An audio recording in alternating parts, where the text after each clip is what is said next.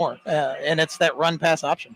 Right, and that brings you up to, can either team, because it could go either way early, but with Wadsworth being on fire in the first quarter, can Medina tone them down to get to the half and have something to work for, towards the fourth quarter. But if you go back in history, Medina Wadsworth, and you go way back, if you go back to the mid-90s and you follow this, these games are never over. It comes down to the very final 4 minutes and something crazy happened. And so just hold on to your seats, buckle in. We're in for a good one tonight. Yeah, we're glad to get everyone here, and it's going to be key. Like you said, we'll see how that Medina defense answers. They've got to stay patient, stay at home. They'll be on offense first, though, so we'll touch on the defense later as Wadsworth set the kickoff to start this game out. And our special teams, Wojak able to take one back for a score last week. Always a threat on special teams. Yeah, and if Wojak could find a seam early, straight ahead runner, once he gets past that first wave, usually makes a nice cut and picks up all he can. So looking at Wadsworth here with pretty even set, they elect to kick from the left hash and have 6 on one side, 4 on the other. And we're underway, and that kick's going to sail down to the 2-yard line. Wojak works the right sideline and then heads up. He's met by a wall of Grizzlies at the 20-yard line. That's where the Bees will start 1st and 10. Excellent kick by Wadsworth. You kick him from the left hash and pinning him inside the hash. Wojak, only had about 2 or 3 yards to work with to sideline. Couldn't have let it go, though, because it would not have went out of bounds. Would have been a tough one to let go, depending on the bounce. So they'll start on their own 21. Medina came out last week with a trick play on play 1 and had a receiver wide open. Ball was underthrown, and came to find out today that the kicking ball remained in the game, and that was the ball actually thrown last week on play 1. Sure, blame it on the kicking ball. Darn kickers. Stoddard takes the snap, fakes the handoff, looks back, looks left, nothing there. Now comes back left and just throws it out of bounds, incomplete, as he felt the pressure coming. Yeah, Danny Stoddard goes through his progression there, finds nothing open, and it's the first play of the game. Definitely don't want to force anything. Wisely throws that one out. Yeah, Luke Ryder in there on the pressure to get rid of that one. And there's Unique, had a back in the backfield that time to start the game off. Now we have quads to Stoddard's left. 3-man front for the Grizzlies, and Stoddard saw it right away and ran it right up the middle. That was a nice read. They shifted and brought 2 to the outside on their left defensively, and Stoddard just took the sneak up the middle, able to pick up about 5 on the carry. You may see a lot of that tonight if Wadsworth elects to bring 3, drop 8 in the coverage. Going to open up some running lanes for Stoddard. A little bit of a check with the coach, change the play. He goes to run again. This time Wadsworth closes that hole to nothing doing. He's going to get stopped and bring up a 4th down as he gets no gain. We had number 23 in there, Gavin Madigan. I think I saw 16, Jacob Ernest in there as well. Getting a stop. Medina did not punt at all last week, and it looks like they're going out and going for it here on about a 4th down and I believe 2 yards to go for the first. An official timeout. They needed to change the yard marker, which was showing 1st down. Switch over to the 4th down. That 3-man front still for Wadsworth. The linebacker working as a shadow in the middle. Stoddard's going to go right at him. They're going to get a push from the pile. Stoddard bounced it outside. I thought he was going to be a push. Looks like he got the first down. Yeah, exactly. Be able to push that outside. Nice block. I don't know who that was for the offensive line there. Fired off, and it was number 60 for Medina.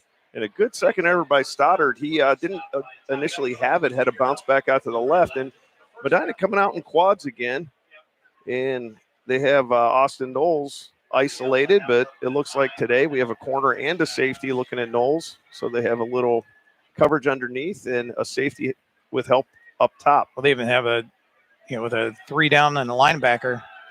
And there's Stoddard taking advantage of it. The safety coming up to make that stop. That was number 23 on the stop. Gavin Madigan coming up to make that tackle. Now, very interesting here because the issues you had last week is if 3 guys from Olentangy could provide pressure and you drop 8 in the coverage, the windows close really quickly. And when those windows close, that's when you throw your interception. You're not used to having 8 in coverage. So Stoddard taking advantage right now of this Three-man rush. Nice slant route run by Knowles. He's going to catch it and take it up the midfield for the Bees.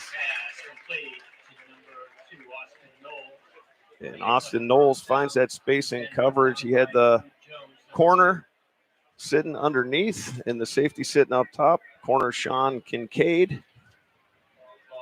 Ball Wadsworth 49, 1st and 10 for the Bees.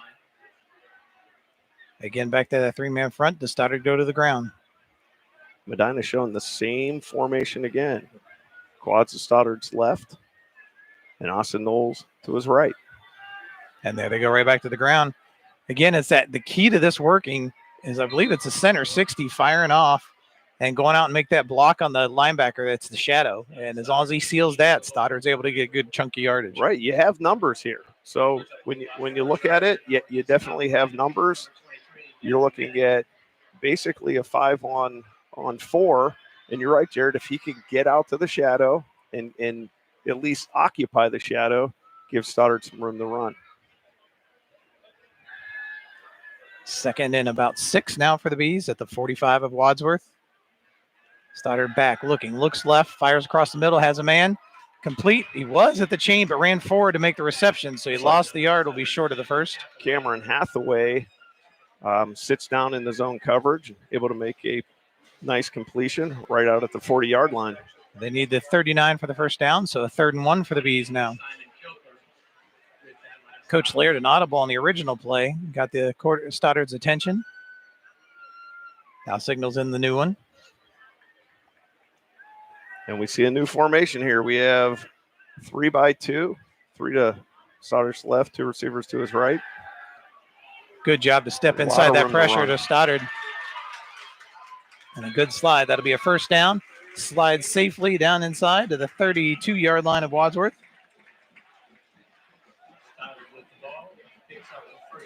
And that's the kind of thing that's going to be open today. I mean, if we're going to stay in this three-man front with a shadow, dropping 7 in the coverage, should be some lanes open if the front line can provide the protection. Yeah, and Pete Jarvis did that last time, pushed that edge to the outside, and that's what gave the room for Stoddard there. Now they bring it back into the backfield. Dylan Whitehill in the backfield. And it's a give to Whitehill. Whitehill dives forward, gets it inside the 30 to the 29-yard line. Dylan Whitehill, number 12. Gavin Madigan, number 23, with the stop. Very rare straight run there for the Bees. Well, very rare that I've called run this much in the amount of an entire game, let alone the first drive. But you know what? Coach Laird will take what's given, and right now it seems to be what's given. And now we have some Stoddard back to pass, under pressure. Look at the patience here, trying to buy time in the pocket before stepping ahead and maybe get a yard or two. He was trying to give his receivers a chance to get open.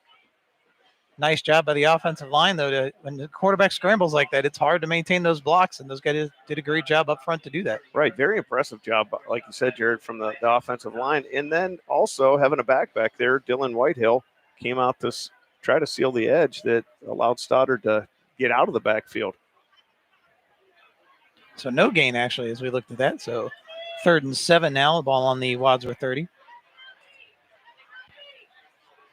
It's like Wadsworth has 4 men up by the line. They bring 3, drop the backer back. A lot of room to the left to run. Oh, he's got wide open field here. This will be a first down and more. Good blocking by the receivers downfield will get Stoddard an extra 5 down to the 15-yard line before he goes out of bounds. Right, Cameron Hathaway came back and, again, sealed the edge, and Stoddard scampers out of bounds for a nice run. 15-yard gain there on that one. And you can tell right now, Wadsworth secondary, excellent job. They're shutting down the receivers, but because you've got so many back in coverage, it's leaving the open field here for Stoddard. Looks like Wadsworth wants to bring a little pressure this time. Moving around on the line, trying to confuse things for the offensive line. Trying to overload their right side, left side of our offensive line. Good time, good throw, patience, caught inside the 10, down to the 9-yard line. Pass caught by Nathan Angus. You know, and Wadsworth elects to bring 3 again that time. So Wadsworth staying in coverage. Gain of 6. We'll call it 2nd and 4 now. Ball on the 9-yard line of Wadsworth. So nearly every play so far in this drive, Wadsworth has had 7 or 8 men in coverage, taking away the deep ball for sure, but the run is there. Well, this is where you're going to see you're in that red zone. It tightens everything up. We'll see if they start to maybe try to bring some pressure, but right now it looks like very stretched out, trying to stop any type of run. Good presence there. Look at just the patience there by Stoddard to work his way ahead. We get a late flag. That's probably going to be in the area of a hold. It's kind of behind the play, though, so I'm not sure. We'll wait and see. A little bit of a confusing defense there where we have a holding call on 55. That would be Tommy Prock with the hold. But when things break up like that, it's kind of hard not to hold at times because you have guys spinning around, you have backs coming at you. But on that play, you basically had the tackle who was lined up over the center, and you had 2 linebackers / defensive ends that were split all the way out coming from the edge. So Wadsworth trying to come from different angles with their 3-man rush. And let's see if the penalties come back to haunt Medina like they did last week. Oh, miscommunication on a route there, and got lucky that one didn't get picked off. Right. Jack Wojak was looking to go out and then up, and Stoddard was throwing out, and that ball just sailed past the sticks there. It's going to bring up a 3rd and 14 sitting here on the 19. And I think you have to come away with points here, Jared. You're sitting at a 3rd and 14. If you don't pick up at least half to 10 yards on this, you got to put some points on the board on this first drive. Stoddard looks back, a 3-man front for Wadsworth, linebacker shadowing. Looks left, thought about that screen, came across the slant to Wojak, catches it. He's going to be close to the first down marker. Let's see where they spot it. It looks like it's going to be a yard short. So instead of half, they get all but 1. Brings up a 4th and 1 from the 6-yard line. And here come the big boys. Going to have some personnel change. Logan Peters coming in the game. Boy, where's that ball placed at? In 7 and the 6. It looks like it's a lot closer, doesn't it, on the field? 1 on the 6 is what all the it has to get to the technology 5. is saying Has here. to get to the 5.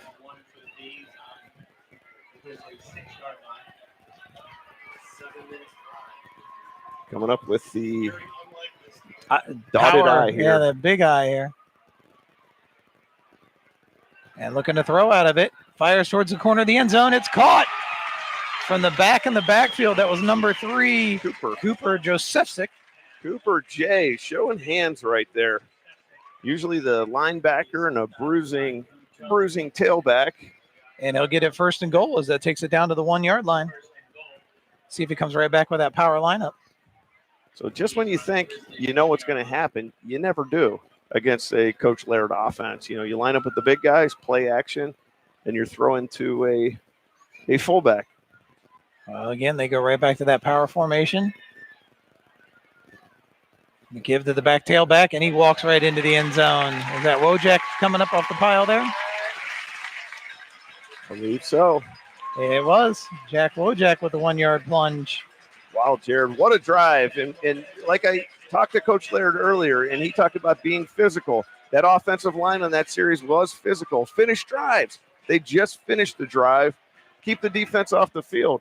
Hey, we only got 4 minutes and 13 seconds left. The defense hasn't even been on the field. And, you need those sustained drives, limit mistakes. Only 1 mistake on that drive. We had a hold, but it was on a play that was broken down. And now we're going to attempt the extra point. The snap up, good, and so is the kick. The extra point is good. So 2 things have already happened better than last week. The first drive, we had 2 players that had to go out for not having their mouthpiece. We got all the way down the field this time and didn't have to give away. Watch this hold that gets created here. Just follow those big blockers up front. Boy, that was a nice pancake block right there by Josephsick.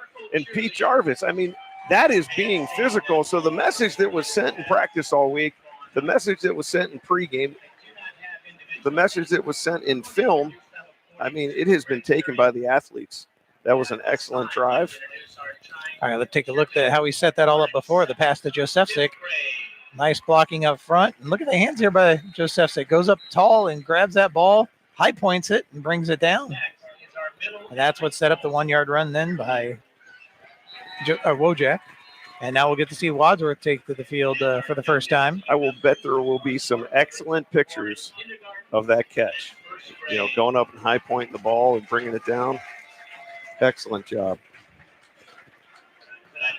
So you got to love it when a plan comes together. I mean, going back to the A team there, and was it Hannibal? And the plan came together there exactly like it was drawn up, exactly the way they wanted that drive to work. Take what's given, and now Wadsworth has some things to think about on defense. So with only 4 minutes left in the first quarter, Wadsworth scored 22 in the first quarter in both games. It's going to be very hard to do. Scored 22 in 4 minutes. Yeah, that last drive, 17 plays, took 7 minutes and 42 seconds Big off the scene. clock. But this big playability there by Wadsworth, we talked about it before, a great return there. Tyler Probst with the carry. I mean, he had a head of steam and just got one leg clipped, or he may have taken that to the house. And that's that big playability. This is where the defense is going to be tested, staying at home, staying in their lanes, because this offense, they'll fake the handoff running left, fake a throw to receiver, then the quarterback's gone up the middle. It's really going to take a good defensive work here by the Bees, staying patient and being aggressive attacking the ball. Wadsworth coming out with trips at the top of the screen, isolated receiver on the bottom of your screen. Medina playing 2 high safeties, rushing 4.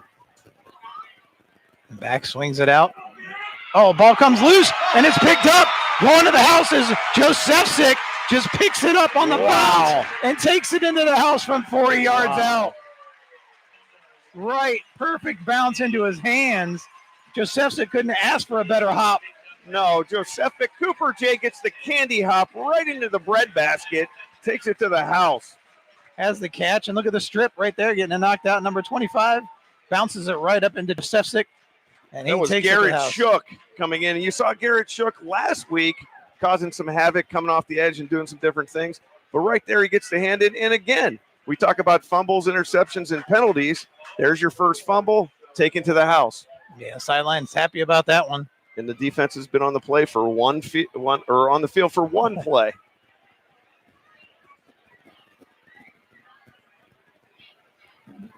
The snap was good. Oh, blocked on the extra point. I think that was number 1 that got a hand on it.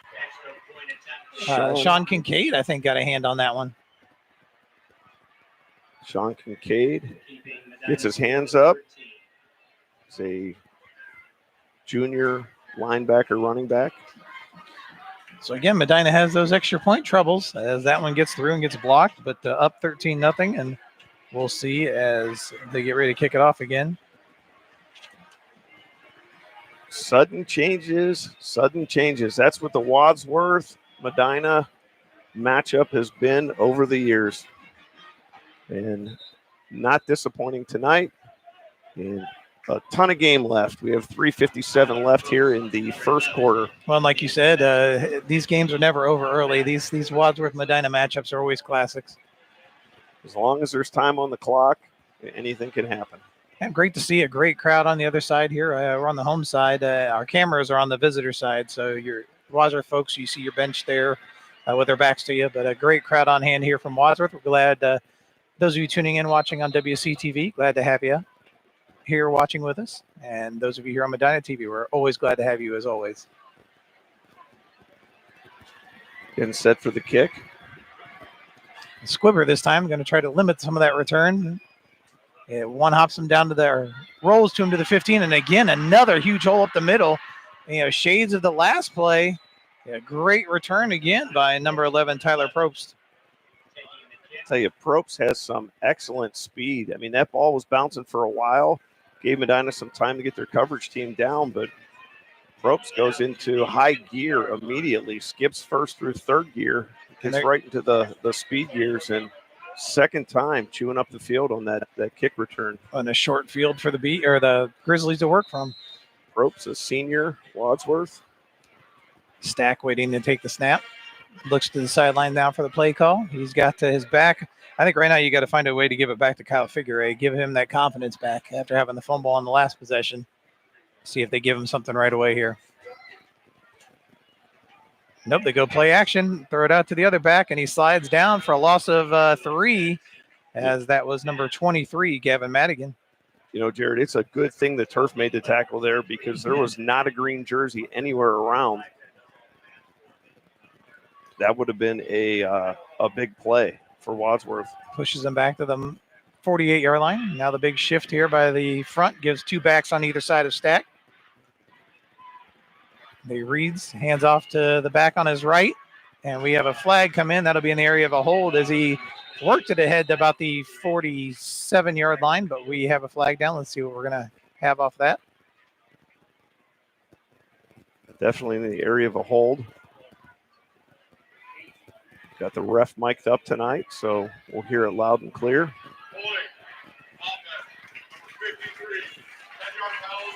The hold against number 53, Evan Crowley. We'll move him back. And that puts Wadsworth into more of a passing situation now when you're looking at 2nd and 22. Yeah, they've lost 12 yards since the early return back to the 50-yard line. Negative play on the first down. Penalty there on second. Repeating the down is second down now. There's the give to the back. Figure just bulldozes ahead forward. Nice run there by the big back. Takes it up to the Wadsworth 42. Like Gain of 2. Good hard strung run there. Number 27, Braden Smeagol on the tackle. And if you're a linebacker tonight, you know, and you have an old school running back like Kyle Figure, you know, you're going to have your chin strap knocked a few times. It's going to be a long night, long physical night. Well, and you can't cheat either on this offense. Trying to duck in. They'll make you pay as they go to look deep. Great route. I don't know. He just made the DB go back, and he came back to that football on his outrun. Great pass and catch there as that was complete to Ryan Keaton, number 19. Looking here, that ball kind of hangs up for a while, and he just puts it on the spot, and Keaton goes and gets it. And there they go to the ground. Stack's got a huge break to the outside, and that's the explosiveness Stack has. Takes it to the house, 38 yards out. Yeah, senior Will Stack breaks it to the outside and is absolutely gone, not touched. That's tough on those jerseys. Luckily, that Stack, when you see him run, it almost looks like it's an 8, and then you have to look carefully to see the 3. And there is, you know, you play at this hour at Medina, there is a lot of sun. So 2 big plays there. That's it. Oh, we have a flag before the extra point was up and through. Offsides defense. So now will that make Wadsworth think, or will they just go ahead and kick still? Usually you do that, you go for 2. Looks like he's bringing in teams for the 2-point.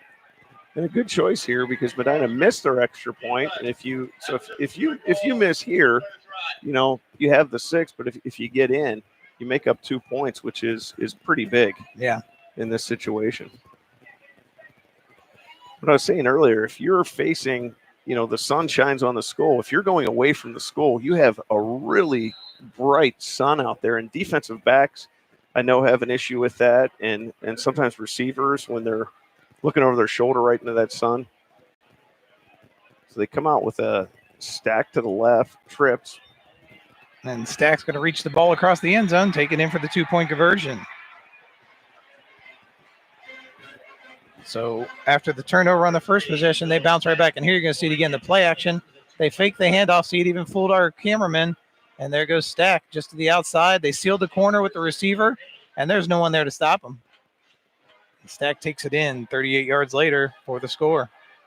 And when you got the secondary, that's, you know, secondary this week is going to have to really pursue. It's going to take 11 guys to the ball. When you have guys like Stack running the ball, in Figure, you're going to have to take 11 guys to the ball. You really have to focus on your pursuit. Getting ready for the kick return team here. Last time it was set up on the left hash and kicked to the left corner. Returnable, but not very returnable. And so we'll see if Wadsworth elects to put it in the same place. They are setting up on the left hash.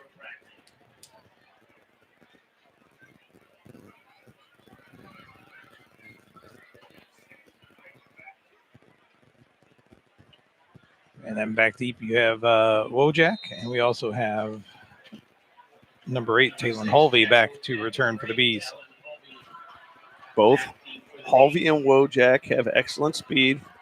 Any seam, if they hit that seam, can carry the length of the field in no time. And it's going to be Wojak fielding it about the 5-yard line. Looking for that seam, as you talked about. Didn't have it, cuts back up the middle to get what he can. He'll get out to the 20-yard line. Bees will take over 1st and 10 at the 20.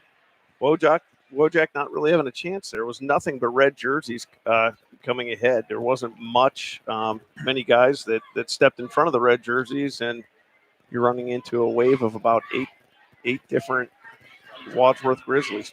So let's see what Wadsworth does defensively here. They saw Medina take advantage of that 3-man front. Do they still come back with that 3-man front? Or will they try to bring some pressure?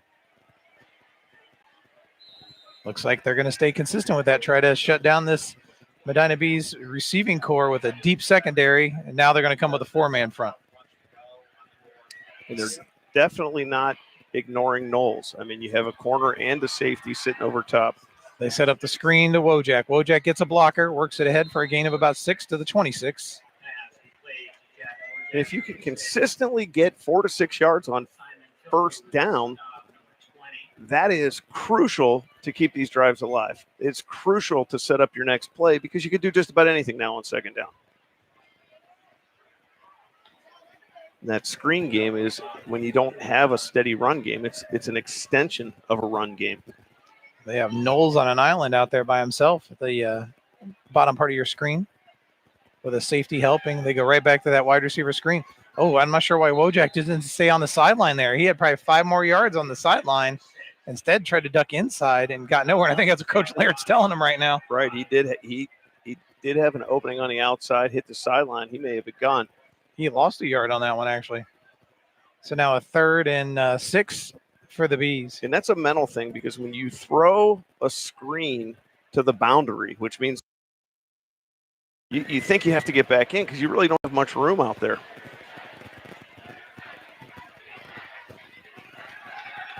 Wojak running a nice out pattern there. Can he get back to the line of scrimmage? He's not. He's going to be short. The official's going to spot it just past the 30. They need the 31. About a yard so short. Yeah. And we've seen in the past here, if you're thinking about it, you got 32 seconds on the clock. Play clock has not officially started. So you could run this out. It's a great time for a long count. Let the clock run down. You're not going to get a delay a game. You can get them to jump. Now the linebacker will probably come in quicker with that 3-man front. We'll see if Stoddard tries to keep it here. Nope, looking to throw. Fires at the slant. Wow, he threw that in some traffic. Talk about pinpoint accuracy as he threw that and hit Nathan Angus. He had to thread a needle right there, and that was a beautiful strike. That was between 4 Wadsworth. I thought he was going to go shorter there to Wojak, and man, he just I still don't know how he got that pass in. No, there was zero room for error. I mean, if it would have been an inch to the left or right, a Wadsworth player's breath may have knocked it off path. That's how close everybody was. So threading the needle, and that takes us to the second quarter. Action-packed here in the first quarter. Bees are up 13-8, driving right now. And Wadsworth's offense has showed some spark. And, Jared, you brought up the big play ability, and you saw that out of a couple runs there. I mean, there's a reason why they've been able to put up 40-plus a game, and that's because they hit from, like, right about that, like right there was a 35-yard run or 38-yard run. They are scoring between that 38 to 45-yard range with a lot of these plays they do. Right, and, the first 2 games, again, say it again, Wadsworth scored 22 points in the first quarter of each of those games.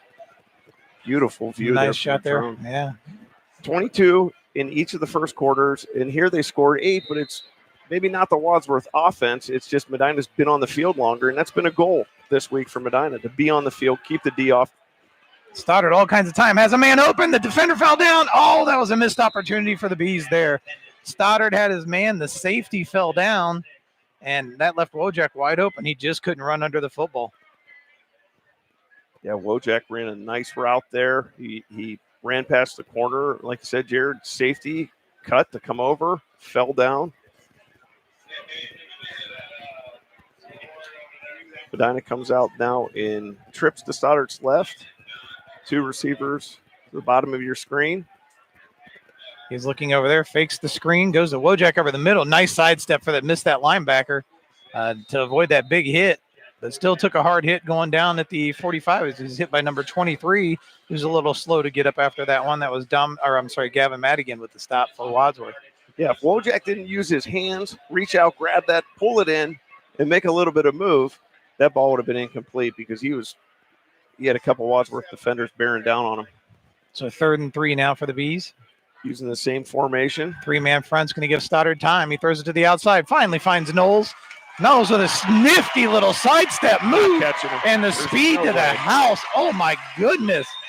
What a move by Austin Knowles. And that time, Austin Knowles was on the side with the trips. He wasn't isolated like he has been in the past, getting double covered. He went over as the number 1 receiver to the trip side. But to plant that foot and that move he made, and then to show the speed that he has, you talk about the speed of Wadsworth. We just saw it on display here for Medina with Austin Knowles. Right. And any separation with Austin Knowles, you're probably not going to catch him. Medina maybe going for, looking like they're going to go for 2 to make up that point. Yes, you're correct. Stoddard, empty backfield. Wadsworth, that 3-man front still, all kinds of time. Stoddard looking to tuck and run. Now fires back at the end zone. Oh, that he threw it to the right man, but as you looked, I think Nathan Angus thought someone was behind him, so he didn't go after that football. Oh, and I think Cameron Hathaway was going to cut back for it. Watch this move here as you're going to see the completion do. Point. Look at, yep, just got it. His cleat stuck in the grass as he made that. Knowles made the sidestep, and then just look at the speed as he just goes right by the Wadsworth secondary to take that into the house. Well, that is going to be some film room fun right there, that move.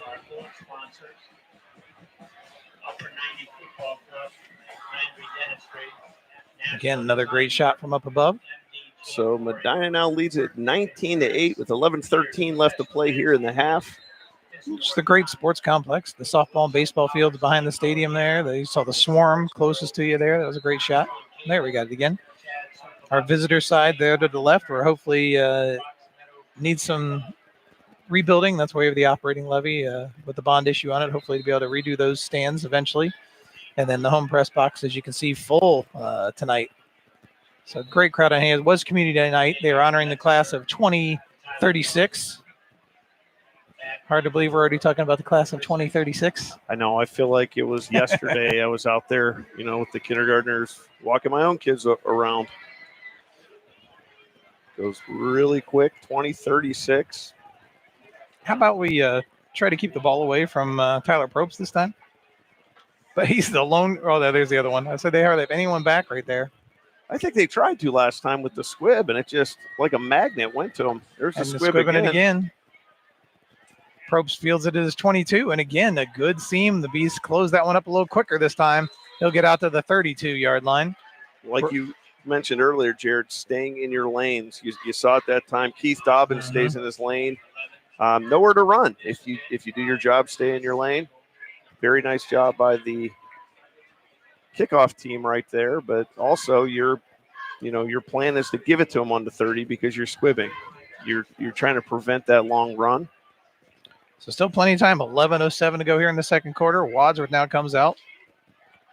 And see how they react here on offense. Will Stack takes the snap, hands off to his tailback. Just powers and lumbering his way ahead for a gain of about 4. Looks like they're going to give him the 36-yard line. And I like the pursuit there. I like the swarm of bees right there. When you see a pile of green jerseys getting to the ball and everybody's getting a piece, that's how you're going to have to stop. Cutbacks, you could prevent the bounces, could prevent a lot of things when all 11 guys go after the ball. The key here is these ends have got to contain and not let them bounce the ball to the outside. Again, working between the tackles, a flag comes down. Another big carry. I love the way he just churns those legs and protects the football at the same time. That's good classic running back style there by Kyle Figueroa. That was a a flag on the play, though. excellent blocking by the Wadsworth Grizzlies. You see the right side of the line, just everybody blocks down. You pull the guard and tackle, you run a counter tray. So a hold by 68, John Byers, and that's going to move him back after what would have been a big gain. Now moves them backwards from their 37 down to the 27. And that's the second long run that's been brought back. But against this 4-2 defense, that counter tray is open all day. Big down block on your linebacker. Empty backfield. Now they bring Figueroa in motion. Run pass option, and there's the speed from the quarterback position. Nice job to not let him bust that for a larger run like he did earlier. Stack was stopped at the 37-yard line.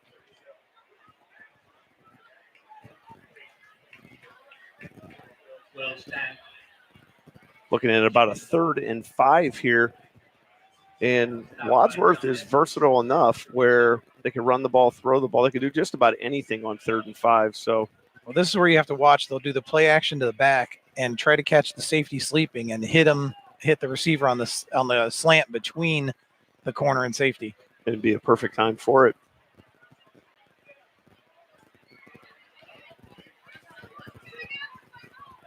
And there it is. Right on the money as we called it. And there it is, complete for the big play. Is he going to stop him before the end zone? Tackles him just shy of the end zone. That's that speed of Talon Hall. Drew Jones on the reception. Jones with the catch. Nice pass there and run down by. Hate to say I told you it was coming, but you said it exactly. And there's the slant and completed. Jared, you're going to be up in the defensive booth here in a minute. Oh, nice power move by Figueroa. Got stopped up and just rolled and went to the end zone. And that's that versatility. Action is meaningful when you can run the ball. And you show play action just like Jared, just like you said, you show play action, you get the safety to move a certain way, and boom, you're firing the ball right in the seam. And you didn't get in, but you'll also have a track superstar that ran you down. And next play, you go to your workhorse back. Great, beautiful run, power run with a good move, and Wadsworth is sitting at 14, awaiting going for 2 to make it a 3-point game. Stack with Figueroa next to him. He takes a snap, fakes the Figueroa, now fires to the corner of the end zone. Great defended nicely. Who was back there for the Bees? That 32 I see? Yes, it is. 32 of the Bees. John Estes getting in there. Yeah, John Estes, linebacker, doing some. There's Figueroa. Look at that. The spin move, the power in the legs, the drive.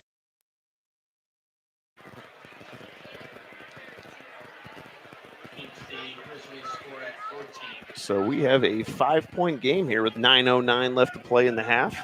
And this is a heavyweight bout here, and they're just trading blows. I mean, like we said earlier, you could go up 3 scores in this game, and it is not going to matter because at any point, somebody could land a big shot and turn the whole game around. Well, right now it's the turnover, the difference right now in this one. Really the only stop that's happened by either team on these drives. Right, we haven't seen a punter. We haven't seen a turnover on downs. And so when you look at that and you look at Wadsworth right now, the only thing that's hurt them offensively, well, they had the tournament. They had a couple big penalties on big runs.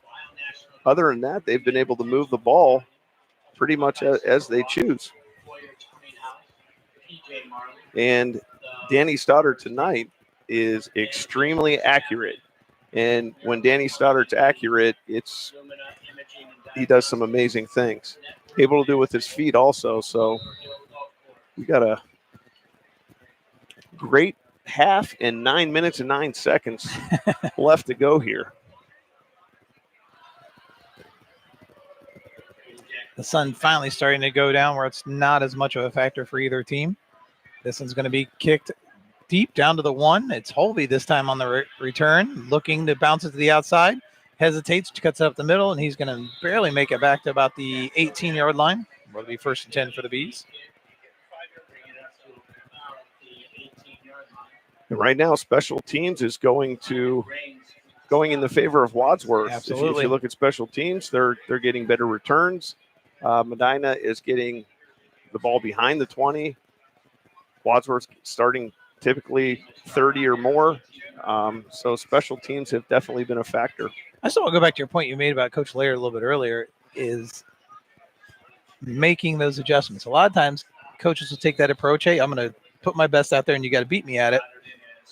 But as he saw in Old Tangy, there are some glitches there, and he's made the adjustments here to read what the Wadsworth defense is giving him, and it's paid off so far. Stoddard, all kinds of time. You cannot give him that much time. He will just pick you apart as he just finally takes his time and finds a receiver is complete to Braden Walker. And there's the key right there. You know, you go back to the St. Ed's game last year. You go to the Old Tangy game last week. And when you start looking at it, a team that can put pressure on this offense with 3 guys makes it difficult. But if you can't put pressure with 3, they're going to pick you apart. So Wadsworth, you know, still continues to drop 8, 7 if you keep the spy in on the quarterback. Wide receiver screen completed. Nice move ahead, moves the chains as he gets past the 45 down to the 46. Braden Walker. Name we didn't call much last week, and coming up big right now for the Bees. So 1st and 10. Medina 4 yards away from flipping the field.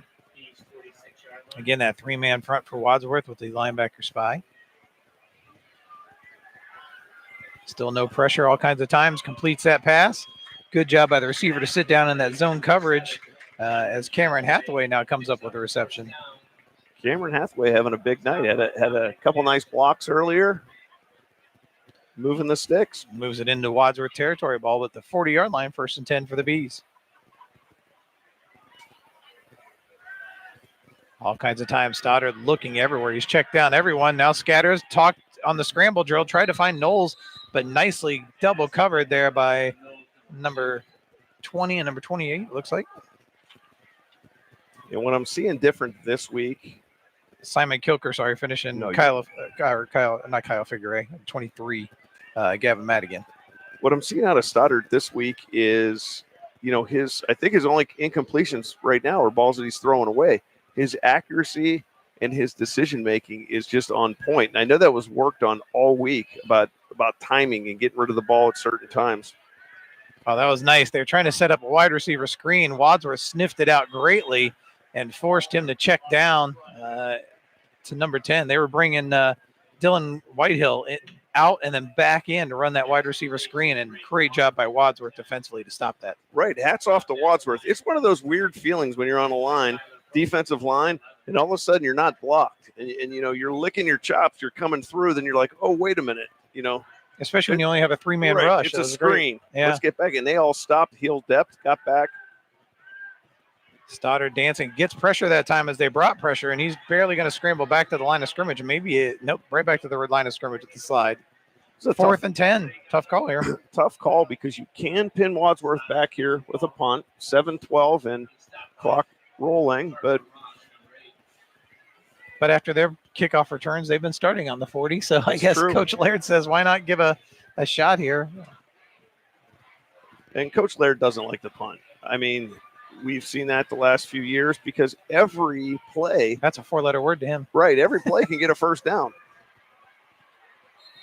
And he didn't like his formation, or the play clock was down to 7. I think a little bit of both. And he's going to use that timeout. Can't take him with you into the locker room, so right. Why not? And you get kind of stuck here. You know, you start thinking about what you're going to do. And you know Wadsworth probably here at 4th and long, they're going to drop 8 guys. Maybe 7 and keep a spy. If they do that, they rush 3. You know, you could try to run Stoddard, but that's pretty far away to go. Now, you could sit back there. You could scramble. You could wait for things to open up, but then your timing's a little bit off. Or you can just hit somebody right now that you think is going to be open. So that's what Coach is talking about right now. Hey, we're going to do this. We're going to do that. We're going to be in this formation. But hey, our number 2 receiver is going to be open here. I want you to get it to him on time. So that's the kind of conversations you have there, because there's a lot of scenarios, a lot of things that can happen here, and it's a huge play. The best we've done so far in these drives has been those slants across the middle on these 8 yards or more needed. We'll see what they do here. Knowles on the bottom of your screen, working with tight man-to-man and a safety over top. It's back. Stoddard looking to his left and finds his receiver only where he can catch it. Cameron Hathaway. Right, you talk about right at the yard marker. Wow. Cameron Hathaway having a night. Wow. Great catch, great route, and great pass. I mean, the accuracy tonight it couldn't be better. And that's one great secondary coverage by Wadsworth. He just put it in a great position for his receiver to make the play. Open middle again. Let's see if Stoddard tucks it. Nope, he's going to stay.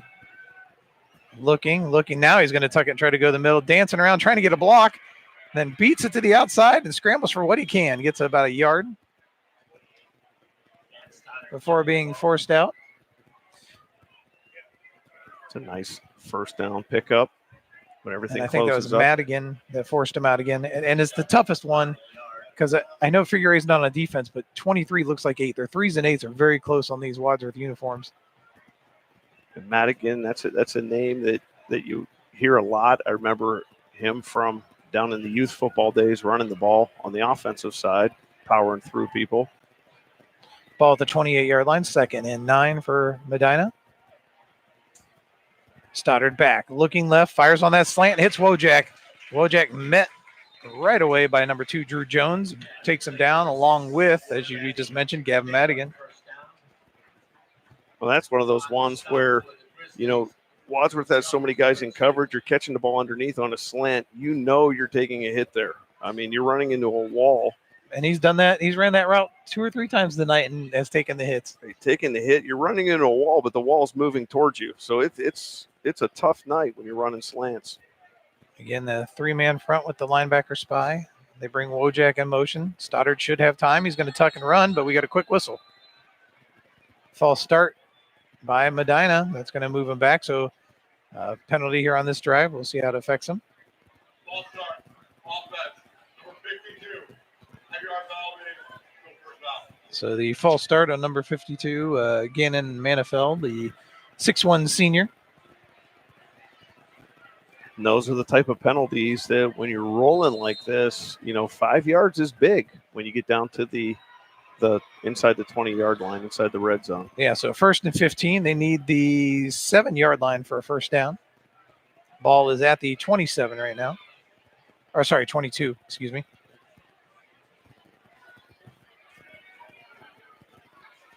Fakes the pitch. Stoddard plants, fires across the middle, has his receiver, takes it down to the 11, and complete to number 12, Dylan Whitehill. Right, Dylan Whitehill coming across the formation. You run that little option pitch fake. You get anybody, like you were saying earlier, to step to their left, and boom, Whitehill's coming across the formation to their right. Excellent play call, and after the penalty, actually wound up in a better spot. Yeah, they picked up 10 on that play, so now 2nd and 5 from the 12. We have 4:52 and counting. I don't know if they saw something. They wanted Knowles on this side of the football, closest to our side. And again, it's Wojak on a give up the middle. Good job following his blocker. Who's leading the way up front there? That was 72 leading the way. Big Cole Huntley, the senior, 6'3", 225, leading the way for Wojak.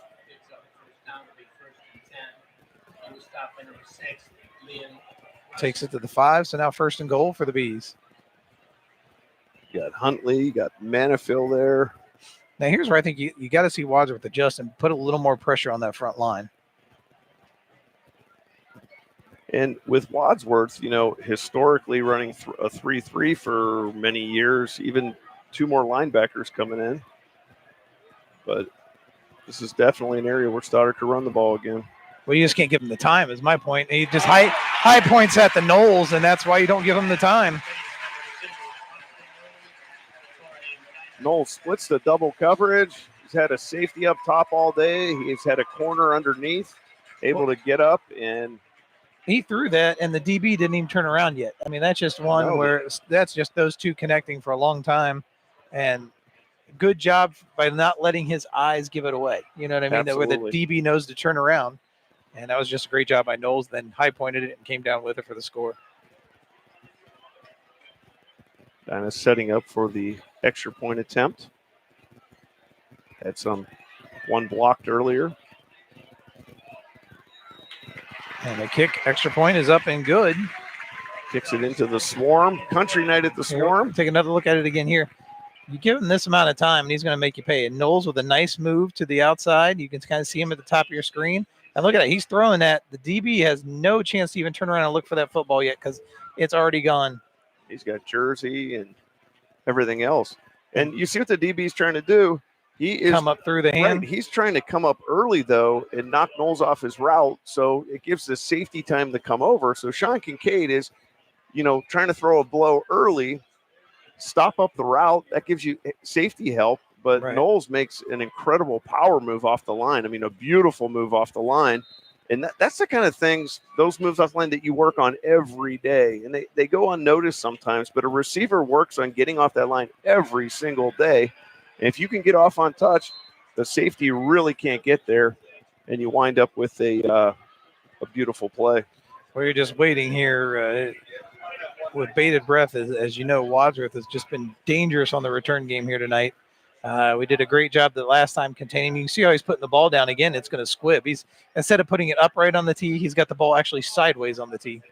So guaranteed squib here, and good observation, Jared. And we're sitting at 26-14 with 4 minutes and 4 seconds left to play, and that's plenty of time. There could be 3 scores in this game before the end of the half. You're absolutely right. All right, let's see how this one bounces. And there's the squib, keeping it even shorter. Nice job fielding by the up man. So and a late flag coming in. That's thrown so far that I don't think Medina got there early. It got a block in the back by Wadsworth. Sorry, I didn't want to give credit to the guy up front there that grabbed that. 19, Ryan Keaton. Nice hands there to get it and fall down on it. But a block in the back. It's really hard to block somebody in the back when the kick went that fast. He caught it, fell down, and yeah, it was Sean Kincaid called for that. And so Wadsworth still has good field position starting on the 30. I mean, they obviously had better on the 40, but they're starting on the 30 again, and Medina's okay with that. They're going to try to remove the big return and just be happy that the ball's on the 30-yard line. Yeah, and this offense, no problem with 4:02 to go and 3 timeouts left. This Wadsworth Grizzly offense, very high octane, can get the job done. They go right to figure eight on the ground, and just that patience. He just waits on his line and then turns those legs and get an easy 6 yards on first down.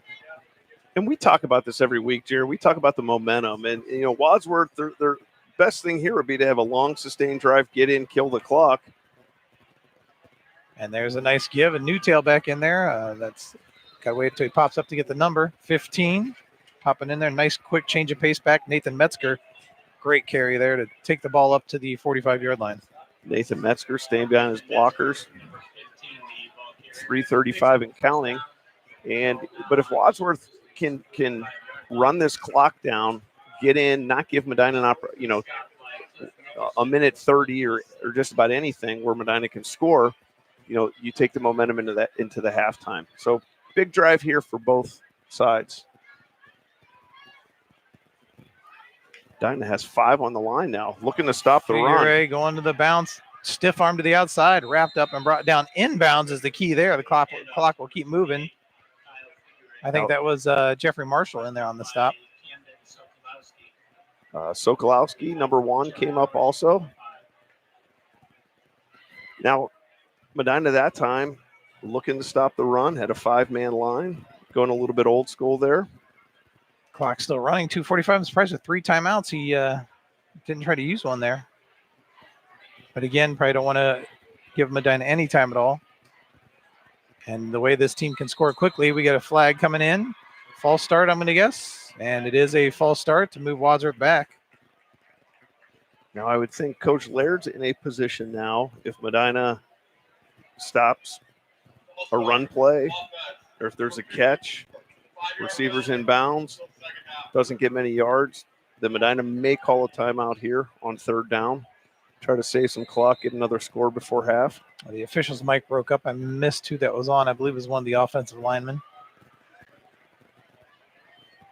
We're looking at 2nd down and 8 for the Grizzlies.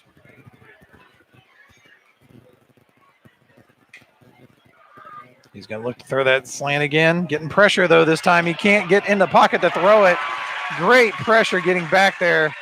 Let's see who that was there. Number 89, it looks like, of the Bees. Chad Gatchell. And he blew that play up by him getting in there. It did not give the quarterback a chance, Will Stack, to plant his feet and even try to make a throw. Look at that. He's getting ready to plant. Can't do it. And a great job to hang on to that jersey and bring him down for the loss of yardage. What an athletic play by Gatchell, who's able to stop on a dime and be able to fight the cutback and still get his hands on the quarterback. Surprised that Medina did not call a timeout here. Loss of 8. Good job using his feet to buy time. And the ball's out of bounds as Stack just ran out of room trying to throw that down the sideline for his intended receiver, number 81, Jackson Urksa, but could not complete it to him. So now it brings up a punting situation, our first punt of the game. I'll tell you what, Stack was rolling hard to his right, and Cooper Josephic had an angle on him and was coming from a good 10-yard sprint. There was no way that he could hold on to the ball, run or do anything. Had to just kind of sail that one where nobody could get it. So 1:30 to go here. Medina will have 2 of its 3 timeouts left. And dangerous. Well, no, it's not Wojak back there. I thought maybe we'd see Wojak back there. It's Knowles, isn't it? Knowles just as dangerous of a return man. So we've played a whole half of football, and this is the first punt of the game. Medina trying to bring pressure. Oh, almost got to it. Knowles is dangerous. Knowles has to work some magic here as he fielded it at 30 and gets out of bounds after picking up 11. Yeah, the play there was to get the block, and they almost did. I think it was a decision. Does he go in and get the roughing and get the block or just lay off? And he laid off. Right. Roughing there would have been a catastrophe for the Bees. So, yes, pull off. If you have a definite shot at it, you're in the air and you can get some ball, that's great. But now we're looking at 1:21 left. Medina has 2 timeouts on the board, and they've got looks like about a 58-yard field in front of them. Yeah, ball at the 43 of Medina. Stoddard fires across the middle. Has his man Knowles right at the first down markers. Check the spot. Yep, it would be a first down. Move the chains. Clock stops with 1:15.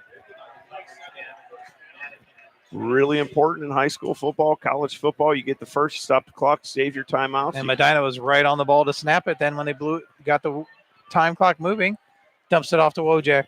Wojak, nifty move, trying to get to the sideline, stretches ahead for what he can, and you're going to see Coach Laird use one of those timeouts. Has to burn it right there with 1 minute left. Sometimes that's one as a receiver. Wojak, a nice job to get the extra yards, but sometimes it's better to go down and get the team going again. Absolutely. And, I think he was trying to maybe fight to get out of bounds. Absolutely. A little bit of shirt. But Medina uses their timeout, and that'll leave them 1 timeout. And you always want in this last drive here to keep it in case you have to get on there for a field goal or have to do something last second. But as long as you're getting first downs, as long as you're getting out of bounds, you're not going to have to use that timeout. Right.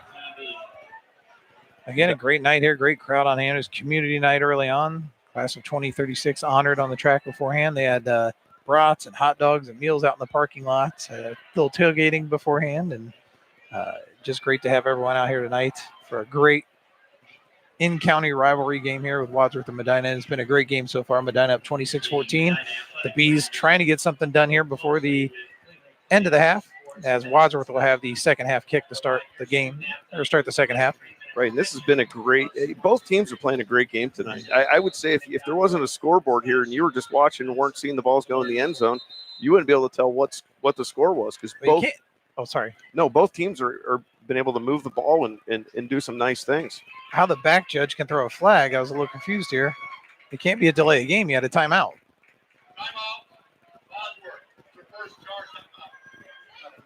So okay, did they have too many men on the They field. may have had 12. I counted Medina's. Medina had 11. I did not count Wadsworth as they were heading back over. So that's where you might have the timeout to avoid the penalty from that back judge.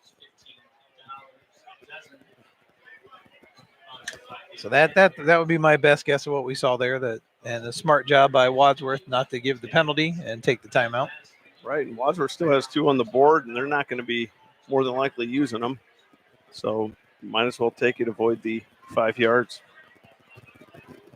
Thanks for all of you tuning in and watching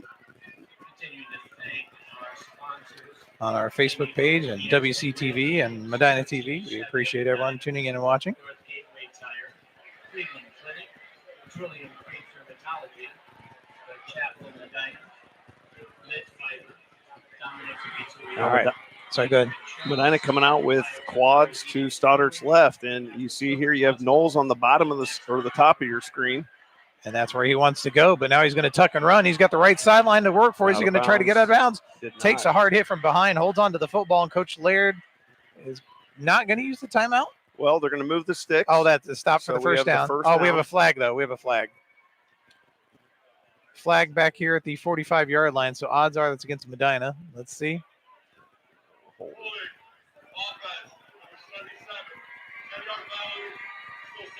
Pete Jarvis getting called with the hold. And that's what we talked about. You brought up that great point earlier that sometimes it's hard when your quarterback's scrambling like that and you're trying to maintain that block.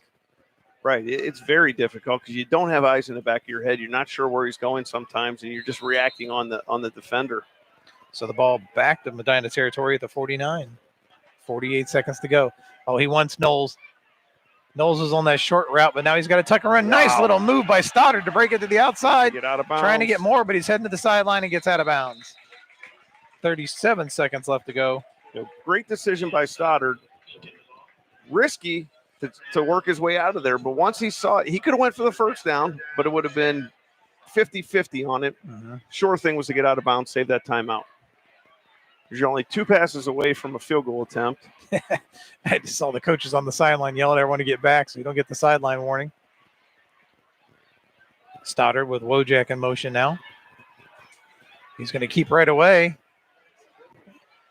Excellent call. And we get a late flag coming in again, and that's a frustrating foul because it's an unnecessary one. The play was already passed, and it was a late hold.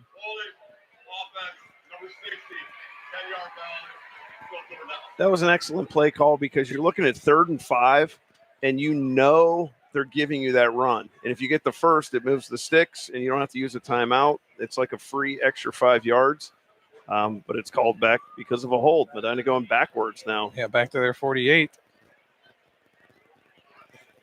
They take 5 steps forward and take 2 steps back.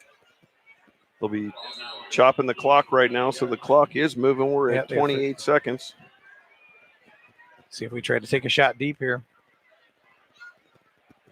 Stoddard rolling right, looking to come back left. Now fires it back right and just going to throw it out of bounds. Almost made the stands and does make the stands on the hop. Wow, this is going to be interesting. You have 4th down and 17 seconds. And you don't punt often, so your team doesn't have many reps at it. And you look at something like a block or you look at a return, and they're going to keep the offense out there. Do you just let Stoddard pooch one away here, or he runs around for 17 seconds with a 3-man front. Lineman at the, look at this. Yeah, little trick play coming in here on the wide shot. Look at this. You've got linemen at the bottom of your screen. Got the old gator here. Let's see if we see a trick play or a quick kick. Oh, boy, that ball bounces. That's going to be trouble. Stoddard just goes down. All things you don't want to have happen. And Stoddard gets hit. Now we got a late flag coming from the back. We might have a personal foul coming against Wadsworth on the backside. Let's wait a minute and see what happens. Key, though, the sack is not going to be enough to give him the first down, but it could give him, if it's before or after the play. Let's see. A lot of things to break down here. Sort out. See, they're getting some pencil and paper out for this one. They're just taking orders for tonight's meal after the game. Because you got to figure if it happened before the sack. If it was after the sack and the play was dead, then the ball is already turned over on downs, and they would just move back to start their series. I don't think 15 yards is going to be anywhere near enough to get them a first down, but gives them another shot But we're assuming it's on Wadsworth. It came You from the said- back. okay. I'm almost positive it's going to be a personal foul. But I say that, now he heads over to the Wadsworth side. I saw Knowles clapping. I didn't see what it was, but it must have been something with Knowles and a Wadsworth player. We leave a formation on the offense. That penalty is decline. Dead ball. Personal foul. Number 6, Wadsworth. 15 yards. First down. So Liam Russell, so it was after the play. Oh, wait. He didn't say which down. Wait, the first down. Should be first down for Wadsworth because I think it was after the play, but I don't. Yeah, it is Right, Wadsworth 'cause you- ball. There it is. It's Wadsworth ball. Right, you want to decline the penalty Yeah. if So that was on Liam Russell, who got the personal foul for Wadsworth, and it will be Wadsworth. Should be Wadsworth ball. and they'll just The, move the it back chain 15. gang hasn't moved it yet. They already moved the 15 back, so it's 1st and 10 from the 48-yard line, And Wadsworth with 2 timeouts here. and plenty of time for them. 12 seconds. Right, and they could actually run here on first down and try to break something and then move to the pass. And quite capable of doing that, especially their quarterback, Will Stack, very explosive, fast runner. Now Medina in Oh, a version of the prevent. they got to switch balls here real quick. Get the Wadsworth ball in as the Medina one went to the sideline. Medina in a version of the prevent, but a little bit different because there is only 12 seconds left. And with that 12 seconds, there can only be so many plays. So a version of the prevent right now where they have a line of 3 and 2. Great shot from our drone. A little delayed handoff. Great job to peel off the block there and make the tackle. Cooper That Estes was 13. with a massive play right there because there really wasn't any help around them as you have your linebackers playing 10 yards off and you have your safeties 20 yards off. Ball down to the Medina 44, but that was just great. He just held his block and then threw him to the side to slow him down. I'll tell you what, if he didn't, that would have been a big play. I mean, that was excellent job of the old shed drill right there. Well, Estes. they're out of timeouts now, correct? Was that their last or they have one left? They should be out. They used 2 in this series right here. Wait a minute here. Reset. They have one left. That's they have right. one left because they used one there. They didn't have to use And one the before. defensive one. So 1 left, 6 seconds on the clock. They just added a second. And there's Stoddard on his run here so far tonight. Slid forward. Smart play to go down, not take the hit. Again, there he is tucking it in and running. He's had that ability all night with that 3-man rush. When they've given him time, he just smartly gets out of bounds, saving himself. Those are things you see that you may not have saw from him last year. That patience and waiting and living to play another day. As this time, again, he takes the hit that time from behind, but kind of knew it was coming. But just the patience there with his run game. Wadsworth, a very physical team. Every one of those, big ends with a big hit. They swing it out to the big back. They know they have that timeout. He gets it down inside the 40 to the 38 on the reception by Figure. He wanted the face mask and That couldn't ran get the call. clock out. Timeout. Wadsworth. Please reset the game clock for 1 second. Oh, wow. This official likes that 1 second thing. Everything's Reset. been 1 second with him. Resetting it to 1 second. I would not want to be the play clock guy tonight. I will tell you that. A lot of pressure on the play clock guy. Putting it back to 1 second. I mean, I kind of had it down to about a half a second. So I guess in. Dead ball foul. Uh-oh. Sportsmanlike conduct. Number 3 on the defense. 15 yards. Well, that doesn't help.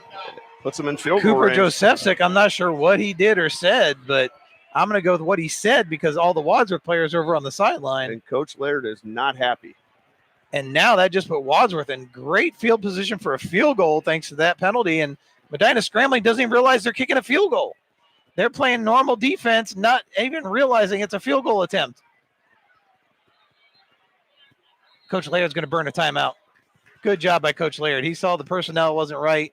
He was just waiting a few minutes and then called that timeout. Final charge timeout. And like we said at the beginning, Jared, with these two teams playing, there was no chance of Wadsworth putting points on the board in this drive, and here they are. They're attempting a field goal to put 3 on, and that gives them momentum going into halftime And starting with the ball. So it could be a big swing. Could be up to a 10-point swing if they make this field goal and score on the first drive. Now, not an easy kick here. You're looking at about 30, 40-yarder.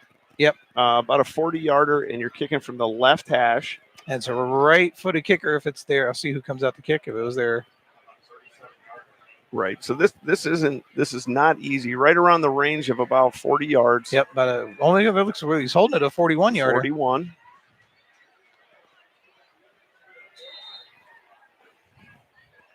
Jack Dinwiddie looking to kick and put it up. Gets it down. It's end over end. Great kick. And what a great kick by Dinwiddie. Hits the 47-yarder. Great kick. So the 1 extra second pays off, and Wadsworth comes away with a 47-yard field goal. And that right there is not how, if you're Medina, not how you want to end the half. I'm kind of giving up 3 points there. And again, great shot there. Sunset, our drone cam, Miles Reed working the drone tonight, giving us those great shots. We couldn't afford the blimp, but we could afford Miles and the drone. I'll tell you what, that's amazing. I have not. And you see Wadsworth going out right there. You see the helmets and the sea of red to the left, and as the Wadsworth marching band getting ready to perform here at the half, and the Medina Bees waiting patiently in the end zone to take their turn to come across. So just a great shot there, and a great work by our whole Medina crew: Josh Noss, Beck Zwick, Chris Smith, Matt Tomek, and again Miles Reed, helping out Nick Kaplick and myself here with the coverage of tonight's game. It's great to see. It's great to see a Friday night when you have both stands full. You've got a great football game here, a 9-point game. Just a lot of energy here tonight, and an excitement to see these two teams play. Right, you have a physical game, and again, going through the history of this matchup, it is always exciting. So it's almost like a playoff atmosphere. You get so many people in the stands. Like I said, you have a sea of red over here. You have a sea of green here. You have the country theme in the swarm, and it's a beautiful night. What I'm seeing on the football field, though, is two really good football teams that are competing at a high level tonight. I see a lot of aggression out of Wadsworth every single time. Even if it's a big play, every receiver that catches the ball is taking a hit, and that adds up for the second half. I'm seeing the Medina defense now start to swarm the run a little better. Stoddard tonight is pinpoint accuracy. Receivers for Medina are doing a great job. This is just a really, really good game, and it's owning up to all the hype and everything. It's just both these teams are excellent. I think you summed it up perfectly earlier when you said it's just like a prize fight. They're just trading punches right now, and we'll see who's going to be able to run it out here. As you're going to see that some of the offense here early on. There's the quick give by Wojak. There's some hitting going on here tonight. This is like old school football when these two get together. And then you watch the fumble and then the quick return by Josephsik. Just that perfect bounce and led to the score that has given Medina the lead they've maintained here so far. But Wadsworth are quick to answer back. And that's that quick fake that they're really good at doing. And then Stack, look at that speed. And we talk about our side with Austin Knowles. That's one heck of a speedy quarterback there on the Wadsworth side. And you said at the beginning, he could break at any time, Jared. And then we talk about the return game. Just look at the special teams, getting Wadsworth great field position to start every drive. And then Stoddard just trying to be patient behind that line, but that defense stout for Wadsworth, able to close up those gaps. And then they attack with the long ball. I still don't know how they completed that pass. It's just like those two knew a spot to go to, and that's where the ball went. And then Stoddard, the nice touch there. The Josephsik on the other side when we had our power backfield in when you thought we were going to run. That was a fourth down play. And then the patience here to drop it up and in to Knowles, and then that quick little step, and then the speed. I want to see those two in a foot race. Put their quarterback Will Stack against Knowles in a race. Maybe that's how we can break a tiebreaker. And there's the good spin by Figure Eight, who takes it into the end zone. And the pass, there's that slant across the middle that you're going to see him get chased down from behind, or else it could have been a quick score. They eventually do end up on the score. And then we come back one more time with the high pointing the ball to Knowles. You're looking at one half of football, and it looks like a season highlight reel. It does. So we for put both together, teams. Right, we put together a season highlight reel in one half of football. So I mean, you look at a couple things here. You look at the Steelers-Browns. You look at Ohio State, Michigan, and then you look at Wadsworth, Medina. You're always going to have a good game. It doesn't matter what the records are. It doesn't matter, what the personnel is. Both teams come to play, and they play at 100%. And it's a lot of fun to watch. And not only good games, but great bands. We missed the first song for the Wadsworth Marching Band, but let's turn it down to the field and take in the rest of the performance by the Wadsworth Marching Band, followed by the Medina Musical Bees. To wake up the Space Shuttle astronauts.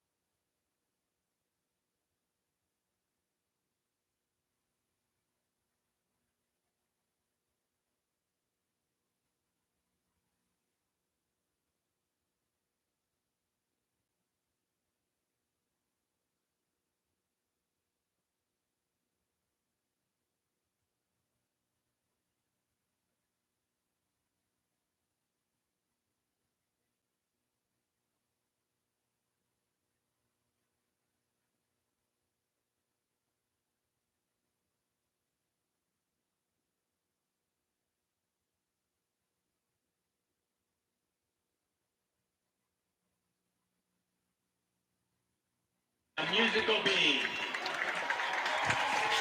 Ladies and gents, prepare to have your eardrums tickled and your funny bone rattled. We're about to embark on a symphonic roller coaster through the zany world of Looney Tunes, where Brahms could have a running trombone duel with Bugs Bunny. So fasten your seatbelts and prepare for a musical mashup crazier than a Tasmanian devil on a caffeine binge.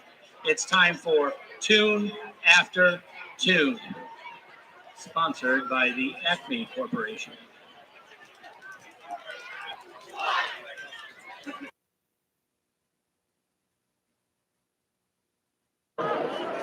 It's a city. I also have a whole gallery that sells Sid button too. I've got to open it. I'm keeping it as a souvenir.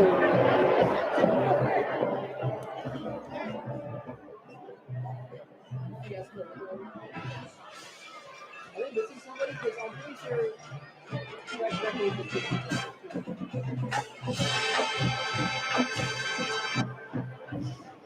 They're missing somebody.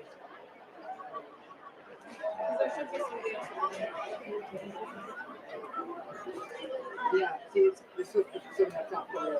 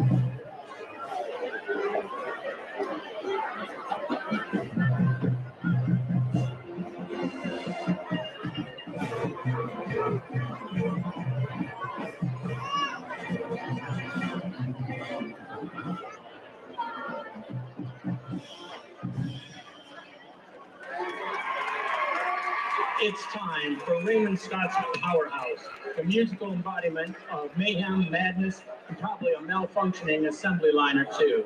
So strap on your Acme rocket-powered sneakers and get ready to groove to the jazziest tune this side of Albuquerque. Let the madness begin. Sponsored by the Acme Corporation.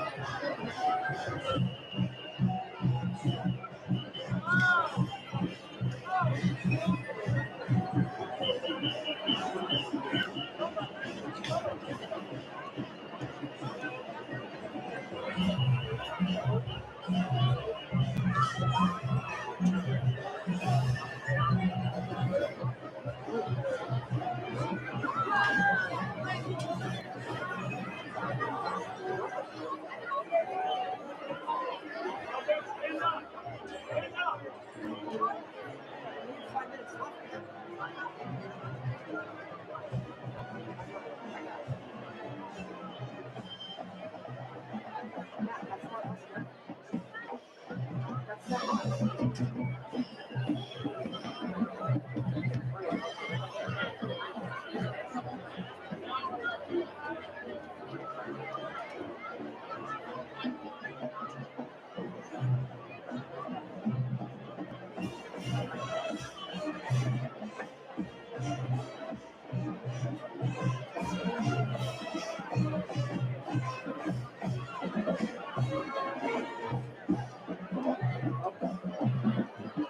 there's some guy.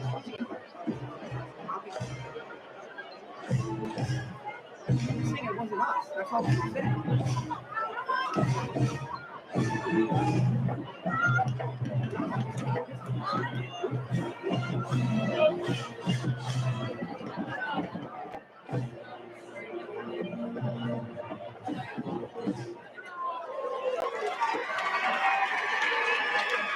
Okie dokie, folks. Prepare to be serenaded by a tune so catchy that even our trumpet section are all now taking group salsa dancing lessons together. So let's give a warm welcome to Camila Cabello's Don't Go Yet. The song so irresistibly groovy, it's got our trombone section questioning their commitment to brass playing and considering a side gig in Latin dancing. Sponsored by the Acme Corporation. Yeah, we have to do a stop it.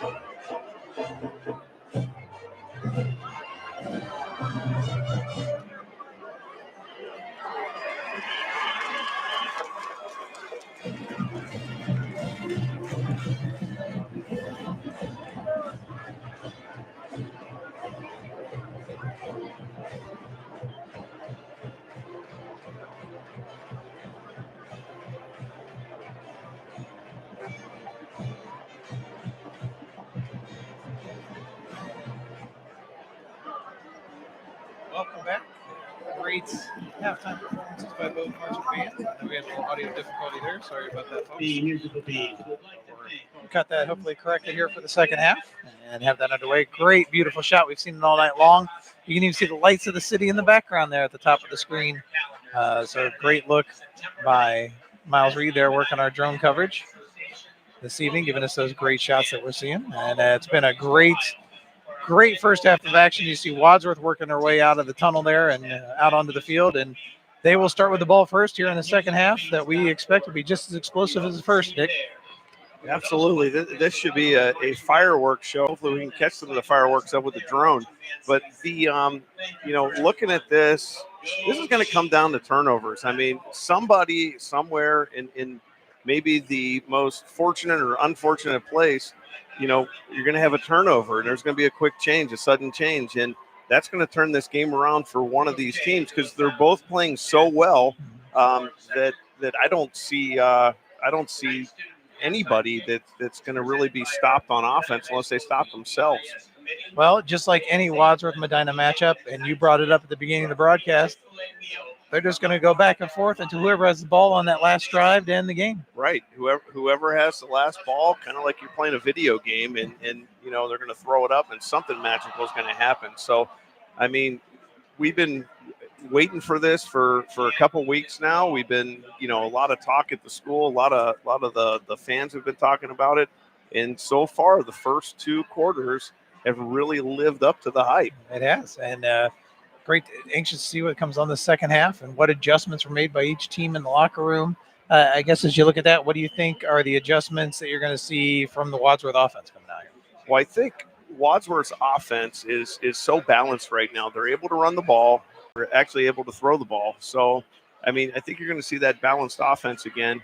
But I think with the running game, when they're running things like a counter trade and they're pulling 2 linemen, if they can get those numbers and they can continue to do counters, continue to try to get numbers against that, if Medina stays in that 4-2 look, you're going to see more of that, I would think. But again, the first drive of the second half is always the chalkboard, whiteboard, or iPad drive, where you compiled all that data, you looked at everything, you see what's working.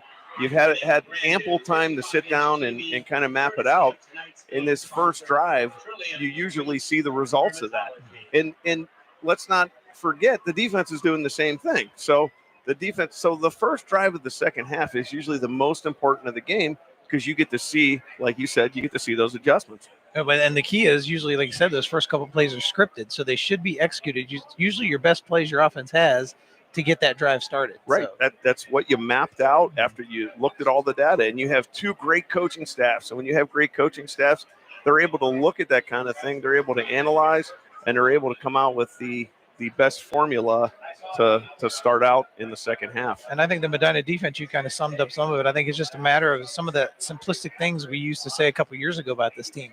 Don't give up the big play. A couple years ago, we were notorious for giving up those big plays, and that's what would kill us in a football game. And this is something we definitely need to look and not do that there. We already gave up the 138-yard run. We got to try to minimize those and make them be long, sustained drives if you're going to give anything up. Yeah, I totally agree with you. You're exactly right. And when you're talking about big plays being the run, though, and not the pass, you really have to focus on 11 guys to the ball. You have to focus on old school pursuit and getting all green jersey to the ball, because every back for Wadsworth is able to break a tackle, able to change directions really well, able to get out in open space, and you need all 11 guys there slowing that runner down and making the tackle. So it's going to be pursuit is I would think the key for Medina's defense in the second half. We're going to get a normal kickoff as the ball's now teed up like it normally would be instead of sideways.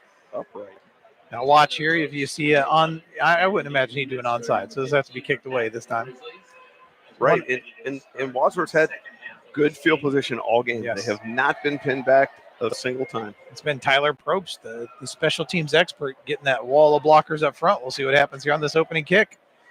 Kicking right towards Probst. It's going to have to take it. Oh, look at that dead bounce there. That really hurt him from the return, but he quickly picks it up. Look at that burst of speed and still gets him in great field position to about the 37-yard line. I mean, that ball basically spun backwards and died. Ground. Probst still turned that into a positive gain. Right. Tyler Probst is proving to be in this game a very special player. I mean, when you have a guy that can do something like that where the ball is sitting there dead, it just died like a golf ball on the green sometimes, and to be able to pick it up and make something out of it is huge. And again, they're starting here at the 36-yard line. Yeah, I don't think I've ever heard a golf ball die on the green. It usually really just rolls right haven't over.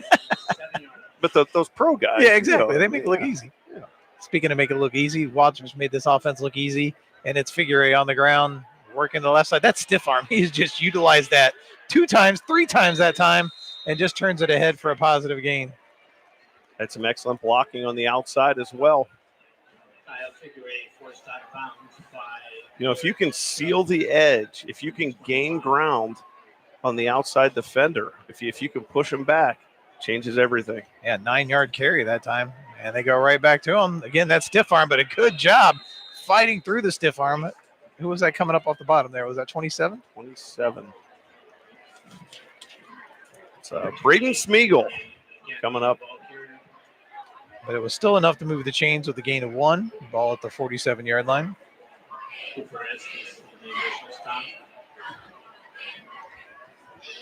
So now you have a first down, and again, the goal always on first down is to get that 4 yards. He'll take more, obviously. Oh, he wanted to throw the screen, getting pressure though. Wrapped up, he throws it away. Wow, that was almost a dangerous pass. Tell you As what, Joseph, in and out of the hands of Darnell Davis and Cooper Josephic. thank you. I was getting too hot. Josephic, yeah. Right on a screen. And, a lot of times on a screen, you have that free run, but on that time, you got to get a little piece of him because Cooper Josephic is for his size, is one of the fastest individuals I've ever seen. Oh, the Bees trying to hustle around to get in position there defensively. Good recovery there. Medina stayed in that 4-2-5 look. They get back to the ground and the pressure coming in from the Bees. You talk about adjustments. Right there it was. The Breeze brought a lot of pressure. I see 27, 39, and 13, I think, in there. Yeah, I'll tell you what, Braden Smeagol read that perfectly, and as it got stretched out, Smeagol came downhill, playing the game downhill, flew downhill, made the initial hit, and you see Cooper Estes was in there as well.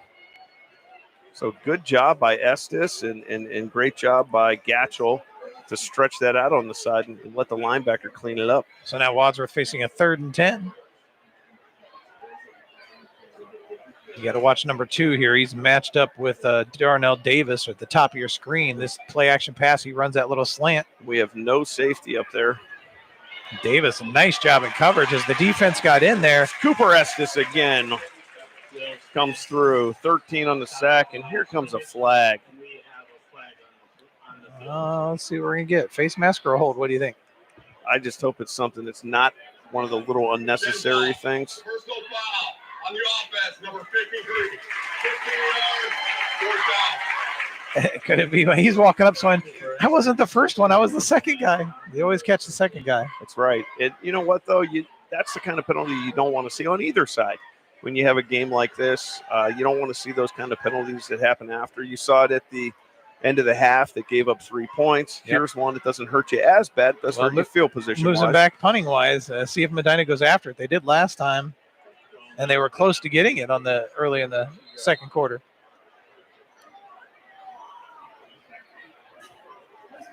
Snaps back. Not as much pressure this time. Beautiful punt. Wow. He got all of that one. Bounces at the 20, 15. Knowles trying to chase it down. Now scoops it. That gets wrapped up at the 10. That was a heck of a punt. Absolutely destroyed. And there is zero wind here, folks. That was about a 60-yard punt. 60-yard punt, and that flag is just not moving at all.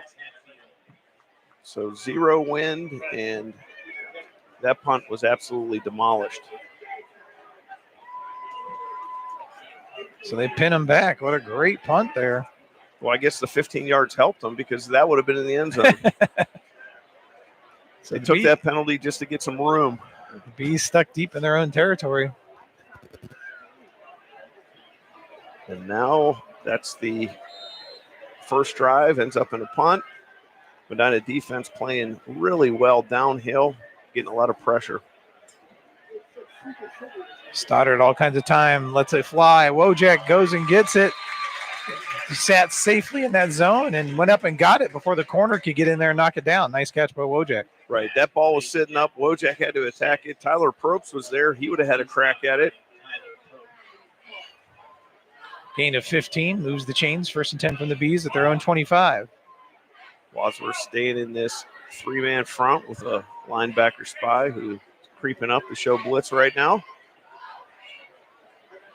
And then he's just filling the holes as the give goes to Wojak.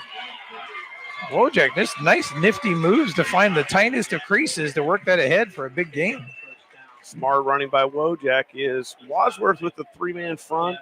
They'll move the guys around. That time the ends elected to stay outside as maybe they were going to be edge rushers, and Wojak able to keep it inside. And their linebacker filled the first open gap, so he did what he was supposed to do. Right, and they're giving what the defense, taking what the defense gives. Ooh, high snap, nicely pulled down by Stoddard. He's under pressure. Now you could get him for intentional grounding here. There was no one in the area. If I was a receiver right now, I'd run right there. They're going to talk. I think they got him for an intentional grounding here. Wojak was there, but he was 5 yards off the quarterback. The ball went over his head by a long way. And there it There's comes. the laundry. Yeah. Now, if Wojak would have thrown a shorter out of bounds, or I'm sorry, Stoddard, you would have had it.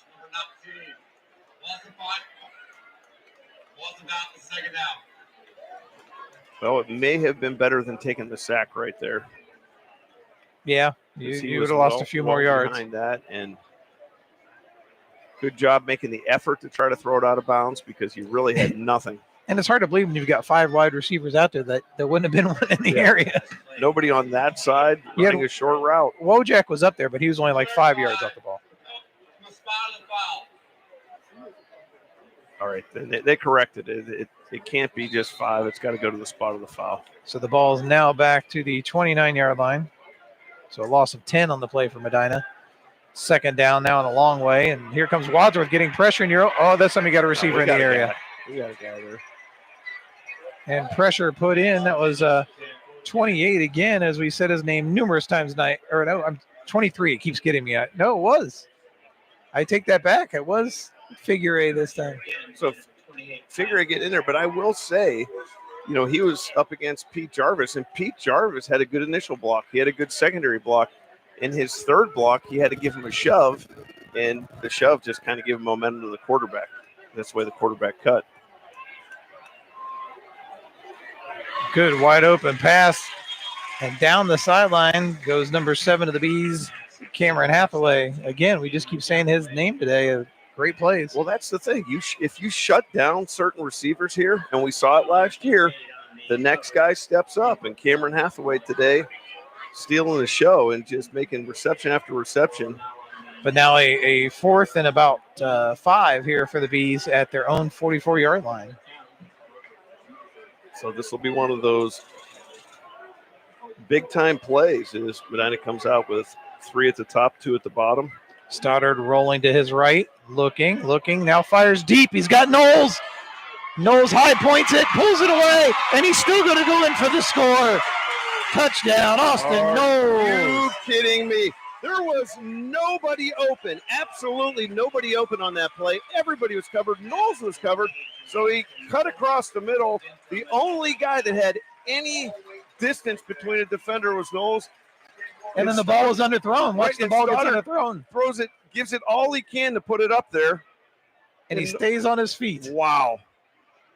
And then I'll put him in a foot race with anyone. He's going to break it. I mean, that's a take it into the house. Big time play by on 4th down. 2 big time players, but that was the only option he had on 4th down.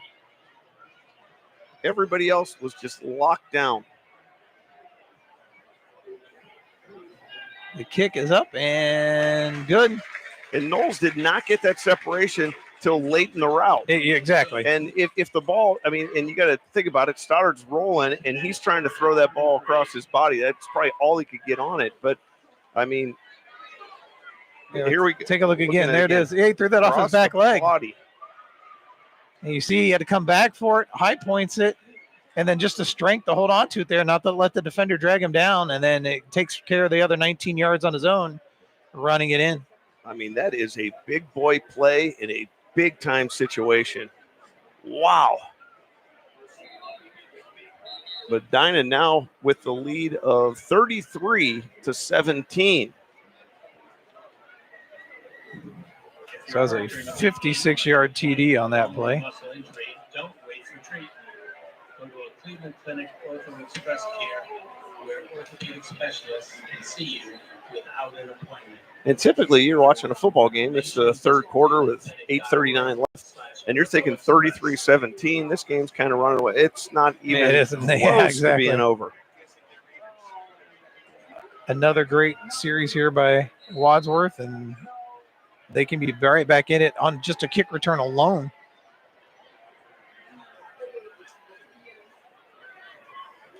So like we said before, a heavyweight matchup here. Medina throws the big punch, lands it. Little backspin, it bounces again, and he slips and falls. That's the only way. We need the turf to stop him. It's been the only way to stop him tonight. The 12th man has been the turf 2 times now tonight. So they're going to start at the, looks like 17-yard line. And this is the worst starting field position for Wadsworth of the night, the 12-yard line. Medina doing a nice job on that last series. Linebackers playing downhill, linebackers playing aggressive. The front four playing very aggressive. Cooper Estes making some big plays. But that usually sets the table here for them to throw the ball deep. Again, they go back to their change of pace back. Again, Medina winning that battle. This is what we didn't see against Olentangy last week. We didn't see it last week. Our linebackers last week played a little bit on their heels, I would say. This week, you see the read steps, you see them coming forward, and you see them going downhill like right now. Playing the run, playing it well right now. Yeah, that was Nathan Metzger on the carry for Wadsworth. No gain on the play, so 2nd down and 10 now for Wadsworth. Metzger went in motion. They run a little counter back. Nice lead block by the line, but sneaking through there, getting the first grasp in there, number 89 of the Bees, Chad Gatchell. Gatchell comes through. He's staying with his man, keeping his outside arm free, keeping that containment, and then Smeagol comes in with the cleanup from back at the safety spot. We'll give him a loss of a yard back to the 16 now. So a 3rd and 11 for Wadsworth. John Estes and Cooper Josephic at linebacker right now are playing with some great intensity. Critical play for Wadsworth as you're looking at 3rd and long, and you do not want to punt from back here. Play action, looking to throw, getting pressure to the backside, rolls away from it, uses that speed to get time, fires down the sideline and overthrows his intended receiver, Drew Jones, down on the sideline. Again, that speed by Stack, able to avoid that backside pressure, rolled out, created space, gave him the opportunity to hit his receiver, but rolling out on the run like that will lead you to throw a higher football, and that's what he did there going for Jones. Yeah, tough. That makes it a tough throw when you're moving like that. Jones coming in for the ball, and the ball just sails a little bit over his head. So now Medina set up. Let's see if they set up for the return or go after this one with it being pinned back so deep.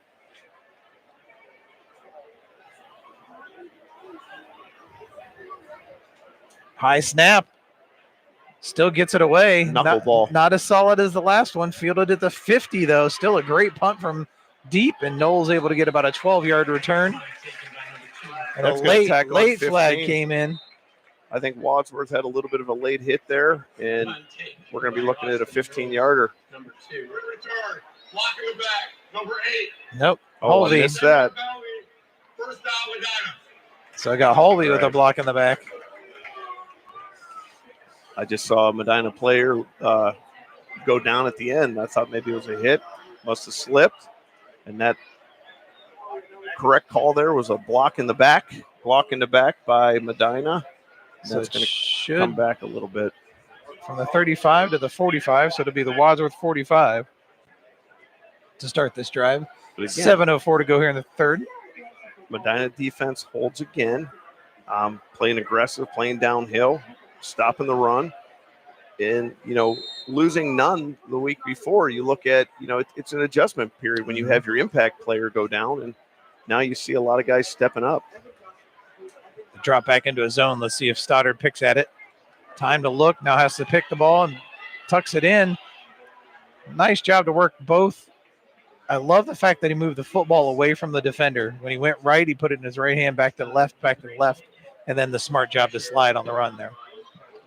I'll tell you what, they're going to come back to that play because I believe he had Dylan Whitehill right down the seam early, and if he sees that later on, that's going to be a big play.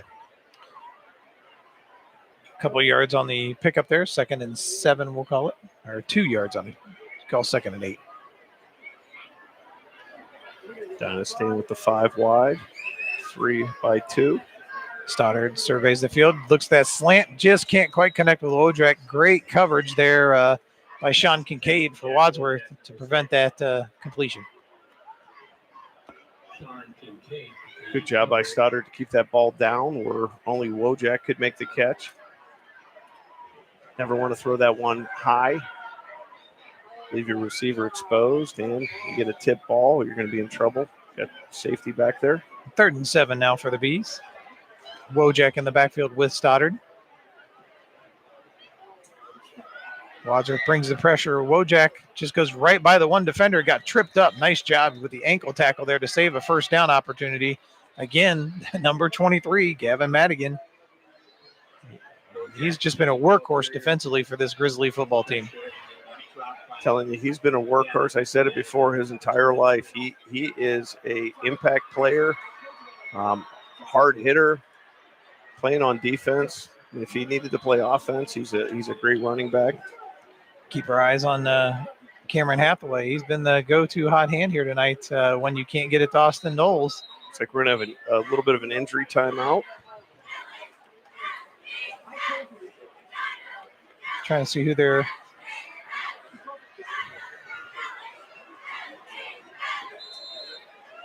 Yeah, they got all 11 on. They're just still a little communication issues to getting their players set. 4th and 5 now for the Bees. In Wadsworth territory, Stoddard wanted to go down that right side. Hathaway, but just was focused in, and now he's going to dance his way for a first down, sliding for the first down. You and I both saw it. Hathaway was open by those sticks over on that left-hand side or the bottom of your screen. And he was open early, but when you have 5 guys out, it is very tough. You start doing your reads, and if you start to read one way and Hathaway's all the way on the other side, you're going to see it last. It's hard to get the ball to him. Stoddard makes something out of nothing, gets the first down, moves the sticks. Yep, ball to 33, 1st and 10 for Wadsworth or for Medina. You know, and that weapon of being able to run changes everything. I mean, if you bring 3, even if you have a spy, you drop everybody in the coverage, that makes it a lot easier for a quarterback to scramble and run. Wadsworth, boy, just a great job as he completes that to Wojak. A great throw. But again, the offensive line, I mean, Wadsworth's getting penetration, but the offensive line's just pushing him away from Stoddard. And you see Stoddard, as that was Cole Huntley, who just did a tremendous job blocking that time. That offensive line is playing with a different mentality tonight. They're playing with a lot of fire and a lot of aggression. And that's something Coach Laird said before the game, that, you know, they need to really play physical. And that's what that offensive line doing. They're leading the way in that physicality. I mean, again, credit. Wadsworth's defensive front is getting in the backfield. They just can't get to the quarterback. Stoddard looks right, wants to throw it. See, there they are getting in there. Oh, the ball comes loose. Stoddard fell back on it. That time Stoddard ran into his own man. When he came around, he ran into Pete Jarvis, and that kind of forced the ball out. But I'm a little bit surprised, Jared, that Wadsworth the entire game is okay with bringing 3, maybe 4. I haven't seen that all out blitz type of thing where you maybe on a play like this where you're second long, you might be looking pass. Yeah, the ball went back to the 20, loss of 4, but those 3 have been getting the job. They're in the backfield. It's not like they're getting stopped at the line of scrimmage. It's just our line's done a good job. The numbers game, you can give help, and right. But credit to those guys. They're really working hard in the trenches there for Wadsworth. Coach Laird has to take a timeout. 3:27 to go here in the third. His team up 33-17. So Medina in a neat position here, because you're looking at, you have about 13 yards to go here, and you might be able to run the ball here because you're probably going to go for it on 4th down.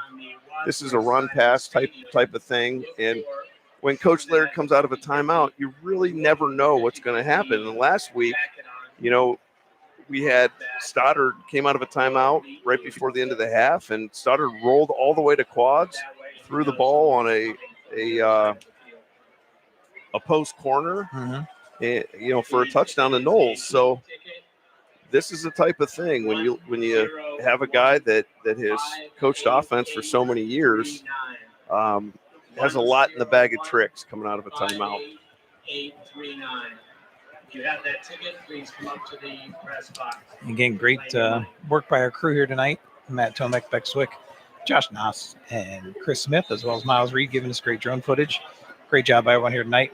Glad to bring this coverage, both stations, as Stoddard looks, fires there it is to the corner. Post corner.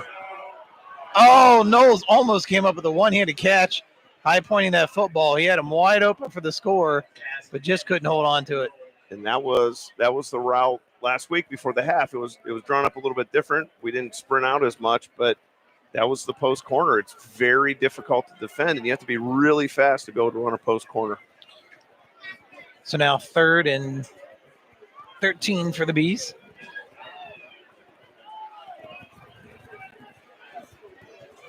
You think this is field goal territory, Jared? I think that's a longer lettered word that the coach doesn't like either too much. Stoddard looking all the kinds of time. There's the man that's been the good second option for him here tonight. Nice how Austin Knowles came across and threw a block for Hathaway. Yep. Get him a couple more yards. Make this a very manageable 4th down.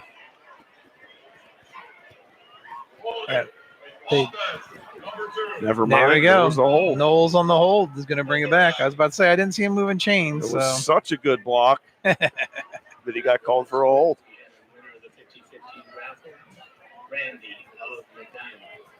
So looking at a 3rd and at the 23? 3rd and 4th. Nope, it's going to be 3rd still. Replay the down. It's at the 23. They have to get to the 7. Is that about where they have to get? So 3rd and 15 is what we're seeing on the board. Stoddard looks right, nothing there. Now steps to the left, feels pressure, sees it's open to the right now as they blocked. He tucks it in his arm, going to try to get as much as he can. Fights down inside the 9. I think he's going to be within 2 yards of the first down. Nice run by Stoddard. The wherewithal to see the defensive end that came from that side go behind him, knew he had that side wide open then to go. He had a long way to run to get there, but he made it happen. So the ball is at the 9. They need the 7. 4th and 2. Big opportunity for Wadsworth to get a stop here. This is good long count territory. They should sneak that safety up to try to be that next run stopper if Stoddard tucks. And he does fell. quickly. He fell, but I think it was enough to get the first. He fell, he reached, and I think it's going to be close, and he got it. At the 6-yard line, good job. Feeling his feet slipping, stretched the arm out enough to extend and get the first down. And there was an official right there that marks the ball right on top of Stoddard there to be able to see at the last moment he stretched out a little bit, get that first down. Sure, he's not minding the moment to get the play call, kind of get himself regathered there. Must have a wet turf down in that end. Yeah, it's probably getting that dew here this evening after the sun went down. Second slip we saw in that area. Little power backfield again here for the Bees. Flipped out. Wojak just following that line of blockers. Gets to the sideline, steps out of bounds about the 3-yard line. A little power sweep, student body right. Old school smash mouth football. I was ready to call that the wishbone, but it's not quite a wishbone. The wishbone will come back sometime. We can only go through so many formations, so they have to come back. So you got your H-back Hathaway right next to Stoddard up front, and then the 2 tailbacks behind him. And they give up front. Churning. Can he get? Oh, the ball came loose. He was tied up, and I think Wadsworth came away with it. Saying they have it. I think they do. And it is Wadsworth football.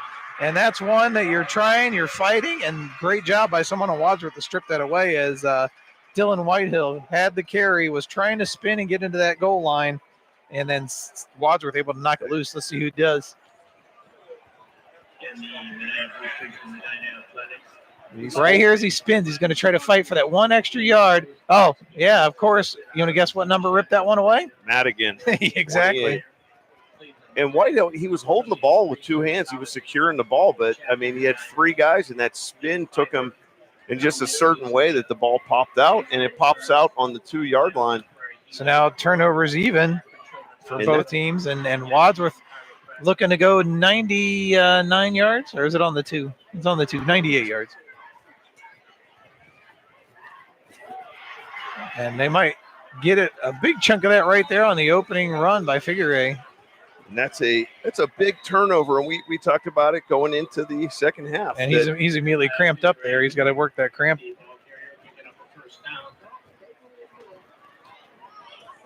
And it's such a physical game like this, and there's a lot of exertion. This is about the time where late in the third quarter where guys that are really active start getting those cramps. But a great pickup there. That's up to the 19-yard line, so that was a 17-yard run. So Wadsworth now on the move after getting the and back to their change of pace back, and he works it about back to the line of scrimmage, maybe a gain of 1. After getting the improbable on, right on the goal line fumble recovery. That was Metzger on the run. 104 and counting here in the third. Medina Bees 33, Grizzlies 17. And here comes the speed. Nice job by Medina to extend that play across the line of scrimmage and drag that out. Really shut down the speedster Will Stack. It didn't leave him anywhere to go.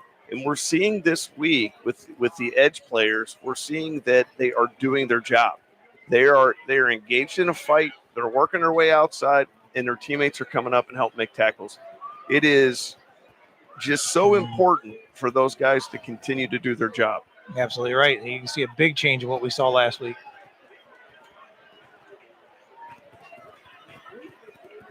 Wadsworth trying to go to the air. They set up that wide receiver, or the screen there, and it was completed to Drew Jones.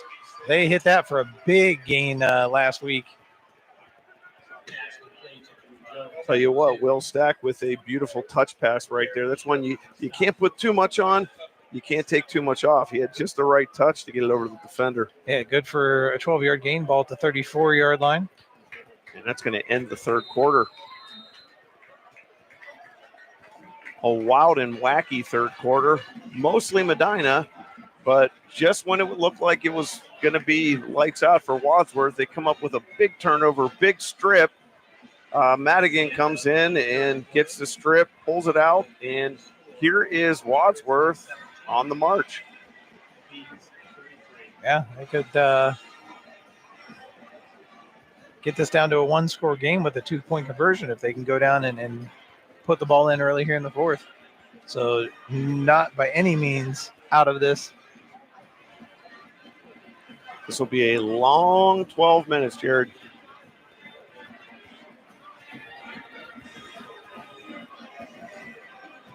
But again, it's been that defense that bend but not break. They gave up the 138-yard run to Stack, but since that time have not given up that big play.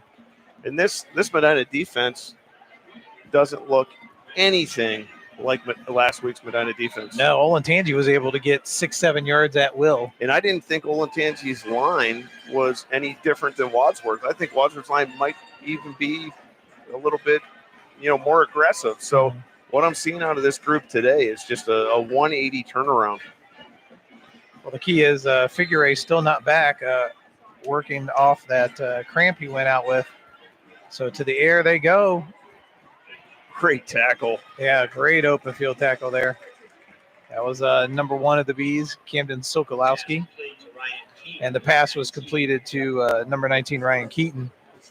He got about 5 on that reception. And Sokolowski, no hesitation there. Comes right up and works right through the receiver. Ball at the 40-yard line, 2nd and 5 now for the Grizzlies. The fake getting into the hands of their best player and look at him break it big. He's just a playmaker with those feet. It just quick movement, the ball fake. Now, do we have a flag down or a shoe? Nope, we've got a flag down. And it's going to be a holding call against Wadsworth. And that's the third holding call against Wadsworth that has negated a pretty big play in a crucial situation. The hold goes against number 68, John Byers. And that's going to move what was a great run by Stack into Medina territory, back deep into Wadsworth territory after the penalty. The 10-yard penalty will move him back to the 34-yard line.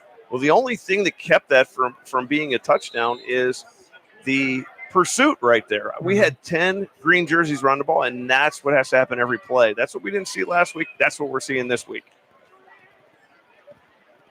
And goes to the air. There's that slant route. Oh, they had it again as he beat him to the inside. Had position to Drew Jones, but it just went off of his fingertips. That was a play I had called earlier in the game. They finally went back to it, so they had not really thrown that pass until then, and they had him again. Well, Jones was open. He ran a nice route. It was a good pass. Just hit off the fingertips. I still don't. Their best weapon right now is Will Stack, and I'm surprised they don't run that now that figure eight is back in the game. But use him as a misdirection, run a little counter, and send Stack to the outside. And with his speed, he can do some damage. And there was no, they did give it to figure eight that time, and he was stacked up right away. 89 of the Bees in there again. That's Chad Gatchell Jr. A little surprise on the play call there, Jared, when you have, 3rd and 11 maybe, or 3rd and 10 and running off tackle. It just I'd have been more comfortable with Stack taking that run there. Or, faking the handoff and getting the speedy Stack on the outside. So Knowles back to receive this. Ball snap back, kicks away.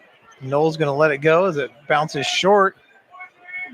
And it's going to stop right at the 30-yard line.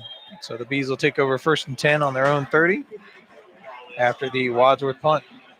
Right, Will Stack just very explosive, and if Will Stack could throw the ball to himself, we'd be in a lot of trouble. Medina would be in a lot of trouble because just an impact player.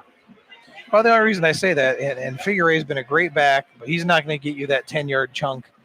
You need a little bit of speed, and that's what you can get with Stack on that. And use Figure Eight as the decoy because of his strength. You've got to go in to stop him, and that'll open up the outside for Stack. And that's why I said, so not a knock against Figure Eight and his skills at all. But in short yardage, he's almost a guarantee. So the Bees, look at this, a big shift here to overload. They're not spread, they're tight. And it's going to be a pitch play. Trying to get to the outside is Wojak. He cuts it back, and he's going to lose a yard on the carry. Nice job by the Wadsworth defense to ride that one out, stretch it out, and make the stop. Coach Laird must have got a page from his first time here playbook back in the day mixed up with the new playbook because that's one of the old school plays, the ground and pound from the first time Coach was here.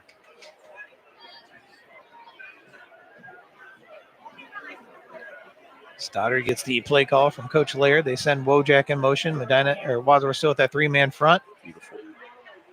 Nice little hesitation step for Stoddard to work it ahead for some positive yardage, make it a little more manageable 3rd down for this Bees offense as the ball is placed at the 34-yard line. Always love the QB counter tray. Again, down block, you're pulling 2 linemen, jab step, follow your tackle up through the hole. But I still like it when he's back in the pocket and waits to run. When it's a designed run, it hasn't been as effective against this Wadsworth defense as if he just scrambles from the pocket.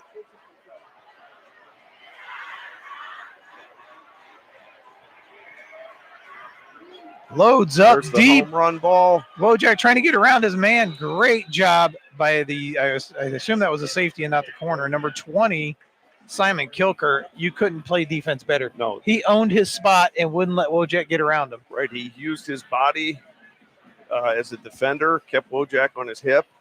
That is excellent, Kilker. Excellent coverage. I mean, that was textbook. You want to look up and film how you just maintain your route and not let the receiver get across you. That was top-notch play there by the young man. Medina, no surprise, going forward on. No, there we go. A little pooch. And what a heck of a pooch. Kicked it right to the ref. Let that thing keep rolling. Oh, wow. Look at that. Oh, my gosh. At the half-yard line, they stopped that football. And coach is going to be like, hey, can I do that a little bit more to Stoddard? Yeah. The pooch worked. Wow. And everybody was full there, nobody back. And Wadsworth has a 99-yard drive.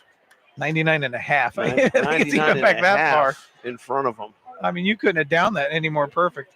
They definitely have their work cut out with 8:43 left to go in the game. Down 16 points. Still a 2-score game. when you calculate in the 2-point conversions. Yep. They got a long way to go. Would you call that the half-yard line? Now you definitely give it to figure eight. We talk about the big back.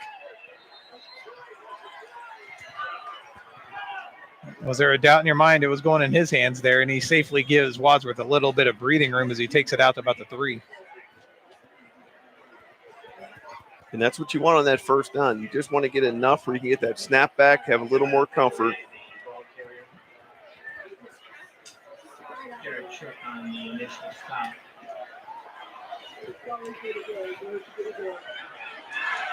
These guys are right in front They're of right in the swarm. I know. I was just going to say the same thing. It's going to be hard to hear or hard to audible. He's letting his line know the play right now, but it is very loud down there. They give to figure eight, trying to bounce through. Someone got him by the ankles down there. That was 13 of the V's getting in there. Number 13 is Cooper Estes getting in there and making the stop.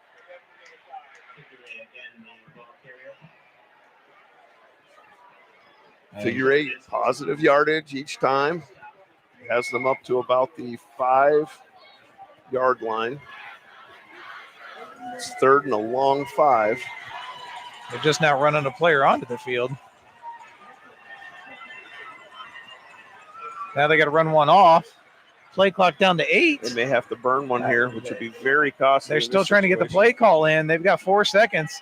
3, 2, 1, and he snapped. There's a lot of movement. There has to be a false start there. There was 2 different guys moving still. Oh, no, they're going to get the timeout first. I think I saw the back judge signal the timeout for Wadsworth. Smart play by the Wadsworth coaching staff. Down to 2 seconds on the play clock. And yeah, well, like you said, had he not taken the timeout, we were going to get a false start because there's too many guys moving. But right down on the swarm, that's a great point, Nick. They right down there, the swarm getting loud and into that. It's going to be a little tougher to make that play call down there. And so you can calm your team. This is a crucial play. You calm your team down right here. You know, you need a 5-yard play. You give them the play right now, or maybe give them 2 plays that you can audible out with just a hand signal, because it is. There's a good picture of the swarm right there. They're going to get really loud here. You see Mr. Hodke keeping an eye on them to make sure they're going to behave while they're there. Going deep to the sideline here, and all right through the hands of his intended receiver, looking to make the catch with Jackson Urksa, and he just couldn't come down with it. I think he was trying to make that turn and run before he came down with the ball. We got a player down, and I think that might be their quarterback. Cramp, I think. Really hope he's okay. Yeah, that's exactly who that is. Yeah, and Will Stack has really poured it out tonight and put his heart and soul into this game. Hate to see him down. It does look like a cramp. Well, like you said, these players, we talked about him and we talked about Gavin Madigan just working their tails off. It's going to lead to this late in the game. And you see guys like that. It always stands out on the football field, the guy that has the motor that never stops. Mm-hmm. And you hear their names called over and over again for tackles and different things, and play the game at a very high intensity level. So 4th down, it's going to have to be a punting situation again here for Wadsworth, but I can't see any way in which you would go for it 4th down this deep. Nice to see the young man up, and he's walking off on his own power. Well, especially with if your quarterback just had a cramp. Yeah, let him get hydrated and let your defense get it for you. That would be the guy you probably would want to run the 5 yards. All right, you're Medina. Do you try to put this one away by going after it? I don't think so. I think you're going to get it inside the 50. Your offense has been on fire. I think you let them get it off. No silly penalty that way. Exactly. A penalty with about 5 yards would be a first down. So that's a. If you have a good fake in right now and you want to make a really gutsy call, there's nobody back. Well, it looks like they are going after it then. Or maybe they have they have the prevent the fake defense in. Yeah, there's nobody back deep. So this is not a good time to run a fake. Back at his own end zone, gets the kick away, and Medina's going to let it bounce, figuring they're going to get great field position. And it's a good kick again. The punter, a great job for Wadsworth tonight. That one from the back of the end zone puts it into Medina territory at the 48. Right, with 5 yards to go in a crucial spot here with 7 minutes left to play, you're down 2 scores, and you have a great fake in that you've been saving. Medina just took that away. They just brought all 11 up by the box and said, all right, we're not going to allow you to do this. Go ahead and kick it. And very smart play there because you take all the guessing out and you know you're getting the ball back. And you're literally a 5, to make it 3 scores. And when you make it 3 scores, that really starts putting it out of range with 7 minutes left. But we've seen more wild and wacky here between these two teams over absolutely. the years. So glad everyone watching on WCTV as well as here at Medina TV. Glad to share this coverage with you.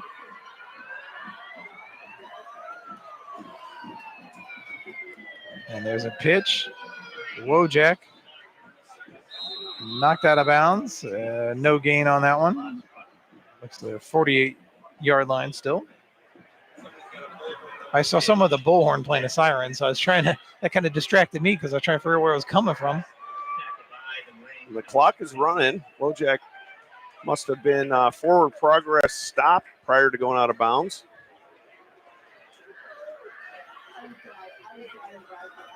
And we're looking at a 2nd and 9. Yeah, and take advantage of that play clock. You can run it down a little bit. And that's exactly what Stoddard's doing. 8 seconds now on that play clock. Down to 5. Snaps the ball with 2 to go on the play clock. Wojak, nice tackle from behind. And again, tackle. Who are we talking about? Is That's 28 on the defensive side. Figure with a one-arm tackle. He's used to doing that stiff arm on the offensive side. That just shows the strength of Cal Figure, where he's able to grab the jersey with one hand and just make a little yank and pull him down. So 3rd down. Let's see if the Bees go to the air. I know they're trying to work as much of the clock as they could there, but you want to move the chains as well. Play action pass fired across the middle behind his intended target as he was reaching for it to make the catch, but unable to come down with it was Dylan Whitehill. And I would say, just watching the game, that is probably the first inaccurate pass that I've seen that he didn't purposely throw low or throw out of bounds that Stoddard's made this evening. Now, after that last quick kick, you think he's making the argument, hey, coach, let me do it again? Yeah, I would almost bet that's what's coming up. Yeah, and Wadsworth thinks so too. They're dropping a safety deep. Gets a hold of this. One's got a little more momentum. I don't think that one's got the juice. Oh, it almost did.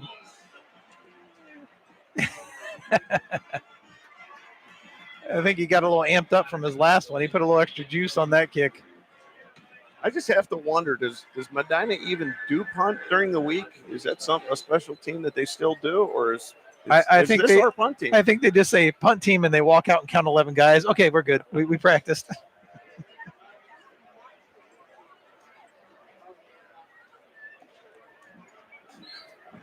Two nice punts there for Stoddard. He's going to have to add that to his resume. Back in the days, who was it? Cordell Stewart. Well, was the first in the NFL. Tom Tupa. Tom Tupa. You going to go back that far? Quarterback. Yeah, you younger kids, Google that one. Tom Tupa, first NFL 2-point conversion. There you go. NFL history. Brecksville guy. There's a shot downfield. He has his man. Great catch. Couldn't keep his feet as he let him too far, but a great pass and catch connection. Caden Shriver with Will Stack. Shriver stepping up, making a big play there. And you were about 4 inches away there from Shriver catching that in going for stride. 6, yeah. Now Medina putting 5 on the line. Going with the beefy package here. And now they drop. Backer back. And they go to Figure on the ground, but the Bees close those gaps and only let him get 2. He's saying he spun out and wasn't down yet, but the officials are going to say, no, we stopped it. But again, that's that motor always turning. He's trying to still keep going. This Wadsworth team has a lot of top-notch athletes and a lot of really gritty players that play 100% all game. They go change of pace. And look at the pursuit. Again, how many times we called his name here tonight? 89, Chad Gatchell Jr. Just pursuit. I thought for sure that Metzger was by him, and he just didn't give up on the play. And the thing with Gatchell and the thing with Shook, you're looking at two guys that they're not giant for the position they play, but they're extremely fast. They can, and they're extremely tough. There's that play again. That's going to be interference that time. He didn't want to give up that inside position and kind of use that left arm on the back, so that's going to draw the pass interference call. And, textbook is you get the left arm back there, but you can't grab or you can't have it back there firm. You want to get it back there. Use that. He used the right hand to come in front, but you just can't grab. Number 1, 15-yard penalty, result in a first down. So that gives them 15 yards in a first, and that's been a very good play for Wadsworth, and they've only run it 3 times so far. So Wadsworth coming out in a trips look. And they've got it into Medina territory at the 35. They're waiting on the chain gang here. I'm not sure what issue we have there. I don't know if there's a... There, they're getting it moving now. Single receiver, Carson Bucks, the bottom of your screen. I think they had a couple of the kinks notched up because it was only like a 5-yard chain there for a minute. Now they've got it unattached and now full 10 yards stretched out. We're ready to go. Actually, the single receiver is Caden Shriver, the bottom of the screen. And Shriver is on an island. Look at that. How you like that? Stack, the leader that he is, looked at the coaches, and he gave a hand signal back to the coaches of what he wanted to run there. Rolling right, looking, fire sideline. Did he get a foot in bounds? The refs say yes. Complete. Again, Drew Jones, nice job on the reception. That's a really good route. When you come back to the ball like that, you keep coming back, that's a good route. But I'm keeping receivers in front of them, though, right now. They don't want to give up the big play. They want to keep everything in front of them. Safeties want to be a little bit more, playing a little bit more deep, give a little more cushion. They wait on the play call. 4-10 with the ball or the clock moving on the snap. Stack takes the snap. Given, wrapped up right away. I didn't see who got in the bottom of that pile. I think it was 32. Is that John Estes that came in? I think it was. Left Nathan Metzger nowhere to go as he was wrapped up right away. Yeah, Johnny Estes getting the read there and just exploding through the Wadsworth line from the linebacker spot. Puts the ball at the 27-yard line of Medina. 2nd down and 13. And that's a huge play. When you have 3 minutes left, they're looking to get a big run, sneak a big run. And swing it out to Figure in the open field. He's got room to work. And barrels ahead for a gain of about 7. Takes it to the 20-yard line. Wadsworth into their hurry up, trying to get points on the board quickly here with 3:16 to go. Yeah, Figure and Talon Halvey about having a big collision there. They both went low and skipped over each other. There's that slant route again. Oh, great defense. Now that you just talked about making the recovery, yeah. He kept that left hand away and came over the top that time. It was a little quicker that time on the move. Kept the arm behind in case the guy catches it. You have the hand sweeping through. That's textbook corner work. And, it was last time, but he just got a little bit too much of that jersey in the back. I think it's a matter he was just a little bit slower. And that time he was a little bit quicker to that move. You like, you're a coach and you're coaching the defensive backs, that's what you like to see. Stack under pressure, steps up, rolls to his right, fires. Pass is caught by Figure Eight. Nice tightrope work down the sideline. What a block. There was an excellent block. 19, wasn't it? Yeah, 19, Ryan Keaton came back, got the block. And that player's down right now for Medina. If we see Let's that. see. Yeah. It's going to come right in the left side of your screen. Oh, yeah. I think actually the player down was secondary contact. Yeah, I didn't get to see the block really clear. didn't Yeah, know it if was, he- it was almost a pancake block. He put Yeah. him down nicely. I was just trying to see if it was the hands or the shoulder or what he went in with, and couldn't really see it, but a great block nevertheless. So now they have to go for 2 because you want to make it an 8-point game. Yeah, this may be the most crucial play for Wadsworth to get it down to the 1 score. If they don't get it here, they're looking at 2 drives, 2 possessions. And that would be very difficult.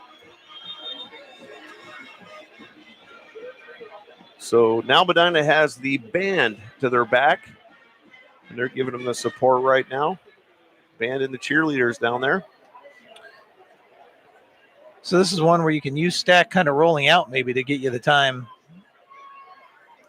But Figure Eight just showed his skills right there, catching that one on the sideline, and nice work. And this would be a nice time to bring the house. Just bring everybody. Put the pressure.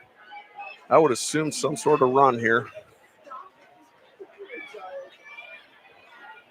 And it's the give to Figure Eight. Bouncing, tries to cut back and can't get in there. He did not get in. So now you're definitely going to see an onside kick. So you're going to get your hands team out there.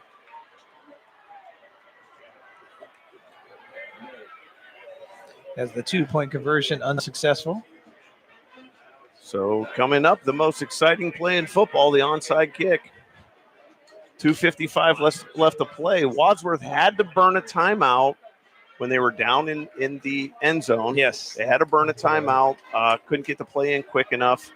And that leaves them 2 timeouts, so that they are not really able to fully stop the clock on a Medina drive. Well, that's the thing, too. And Medina's probably going to look to run just for that same reason. And here's that play again. You'll see. Let's check that block out, Nick. No, he gets right in there, a little bit of hands. Uses hands. Yeah. He uses hands, and that's exactly what you have to do now. Like they took out of the rule book, you can no longer bring the shoulder or the helmet and really clean a guy. You use the hands, and that's coached up real well to know to get the hands out front and make a big block. All right, it's funny that it's probably the percentage-wise the least successful play, but like you said, the most exciting play. Absolutely. In all levels of football. So we're going to have the ball bouncing around. It what always messes it up, like if it's an NFL game, college game, is if somebody goes early and they get the flag. But so are you counting on the hard bounce right away or the slow roller? I mean, I'd be going kind of wide right here. I'm looking for the hard bounce right away to get it up in the air on this turf. And there's wide right. And we're going to get all sides on the offense or on the kicking team. Oh, wow. Oh, no. On the kicking team. So now they'll move back and just try it again. On the kicking team. 5-yard penalty. We'll re-kick. And that's the hardest thing for special teams because you want to be that player to make the play and get it. So you're trying to time it just perfect with the kicker. Trying to be aggressive. Well, that one was kind of sitting there, made me a little nervous. There wasn't anyone ready to fall on it right away. They tried to go wide right there with it, and they had a little bit more. They had more guys over there, but that's a difficult kick to make all the way from the hash. And so now if you have onside kick number 2, that's what you're going to dial up right now. You can go, let's go to the B package. And more than likely, Jared, it's going to be your high bounce, like you said. Now they're shifting sides, so what you think would be right again. Now watch number 8. Sometimes you have the inside guy will kick it sometimes instead of the kicker. And there's the bounce. And it's bobbled around. It looked like we fell on it. Well, boy, it was the second guy falling on it. You like to see the first one come away with it. That was a well-coached up hands team. Is that 17 I'm seeing that came down with that? That is a well-coached up hands team because what you're doing there, everybody has a job. There's guys in the front that are designated as ball guys. There's also guys that are designated as hit guys. So you might see the ball coming just past you, and you have a member of the kickoff team and coming past you. You have to hit him, and you let your teammate recover the ball. So when you do your job there and you don't just go after the ball, you focus on what your job is. You make it successful because that was an excellent onside kick, and Wadsworth did have one of their gunners there about to recover. Yeah, Sidney Lloyd able to pounce on that ball. Oh, a little indecision there, I think, for a moment. I think he wanted to give the ball away, and the back wasn't there to even hand it to him. Well, that's a big 8-yard run on first down, and Wadsworth's going to be forced to use their timeout. Injury timeout. That's their second strong timeout. So they use their timeout, and it's second and about 4-3. Second and 3, and usually you hope on first down they don't get much. Use your timeout. You're looking at second and 10. Right. But So this second to 4, you hate to burn that timeout. Yeah. this is 100% a run play for Medina here because they got to get that other timeout off of Wadsworth. Well, from my standpoint, I'd like to see Stoddard not be the one running it. You want to get your quarterback out of there healthy and not take a hit late in the game when you're trying to ice one away. So let's see if he can give that ball off to Wojak this time. Yeah, I would think Wojak, or you could do a high percentage wide receiver screen. Or you could And there you throw go. it deep. He faked it. Oh, then swings it out. That was a nice play. And Wojak got pushed out of bounds, unfortunately, is the downside of that. But it is going to move the sticks. But you liked what there. You had Knowles stay short. He gave him the pump fake, and he took deep, which worked against Old Tangi. But in doing so, that opened up the whole side for Wojak to just slide in there and catch that ball. Right. So basically a designed run, but a high percentage pass that turns into a run. So excellent clock burner, but didn't stay in bounds, but it is a first down. Now this time I'm sure Wojak will stay in. Bounces off one tackle, and then his own man helped put him down.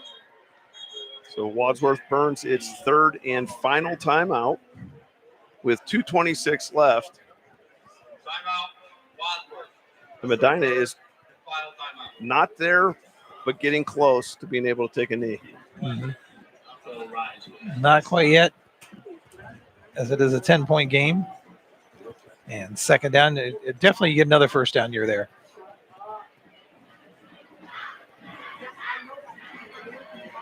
So right now, credit to the Medina defense to this point. Only 23 points given up when Wadsworth averaging 47 a game heading into this one.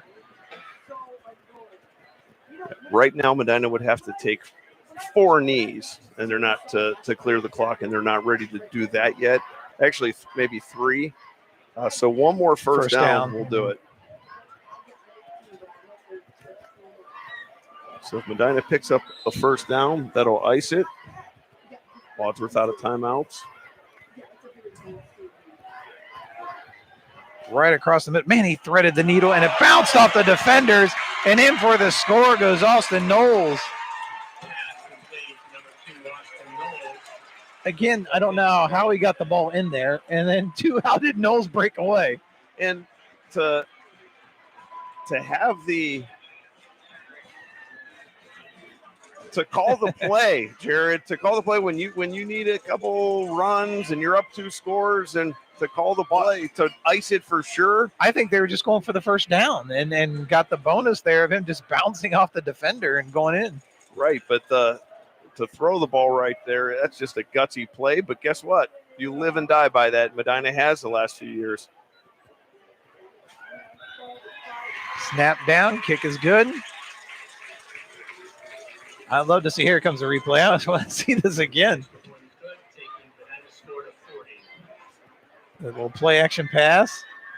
And he just puts that right down the middle past 2 defenders and then just bounced off the linebacker and goes in. You know, if you're a defensive back in that situation, you're or a linebacker, you're wanting Medina to throw the ball, but there's no chance. So you're stepping up and you're like, we got to stop the run. We got, a couple more plays here. We got to try to get the ball back. And then it's a shock to the entire team, the sidelines, and the crowd that, hey, you're back there, you throw it, you're getting the first to ice the game because that's what you do. Mm-hmm. And I love that mentality. You live and live and die by that mentality. Great job there. The Swarm celebrating on that one. And so now he's ready to kick it away. 2:18 left. Wadsworth has no timeouts. They're looking at a 17-point deficit. It would take some. Well, special teams, they can get one really quick here in about 8 seconds if they're not careful with Probst back there. Yeah, there's Probst on the. Probst will be on the bottom of your screen as we watch the kickoff come down. They're going to put it right into his hands. 1 hops, 2. He fields it at the 14. Surveys the field looking for an opening and gets brought down just shy of the 30-yard line. Now your Medina, you kind of sit back in that prevent defense where you're going to give up a little bit of yardage, but just keep everything in front of you.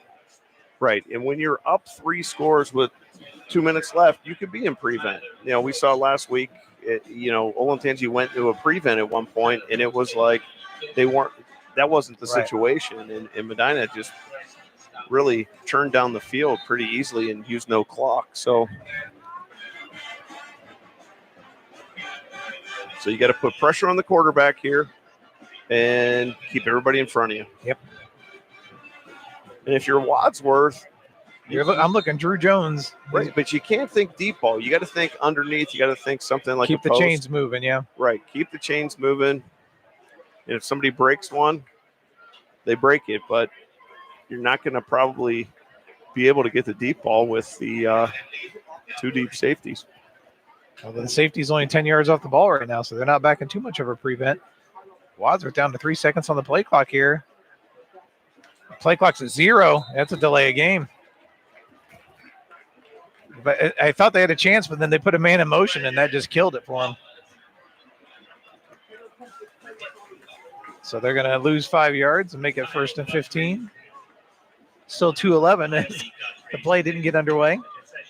Right now, Jared, we're looking at a tale of 2 halves. I feel like Medina has with some adjustments and their defense against the run has really stepped up the second half. I think the first half, I felt like Wadsworth kind of did a little bit what they wanted, but Medina had the turnover, the fumble that turned into 6 and some other things, but really a tale of 2 different halves. Boy, Wadsworth pushing it again. 3 seconds left on the play clock there as they subbed in and out. On the run, firing deep. That's going to be picked off. Talon Holvey back there to intercept it. And Holvey wants 6. Holvey's staying on his feet. He wants 6. And he's down the sideline and almost has it knocked out at the 22-yard line. And that is going to do it. And you're going to see all subs now for the Bees coming in offensively.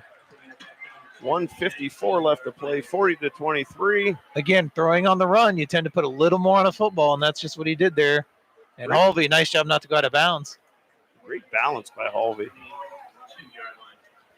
And now he goes into his kick return mode.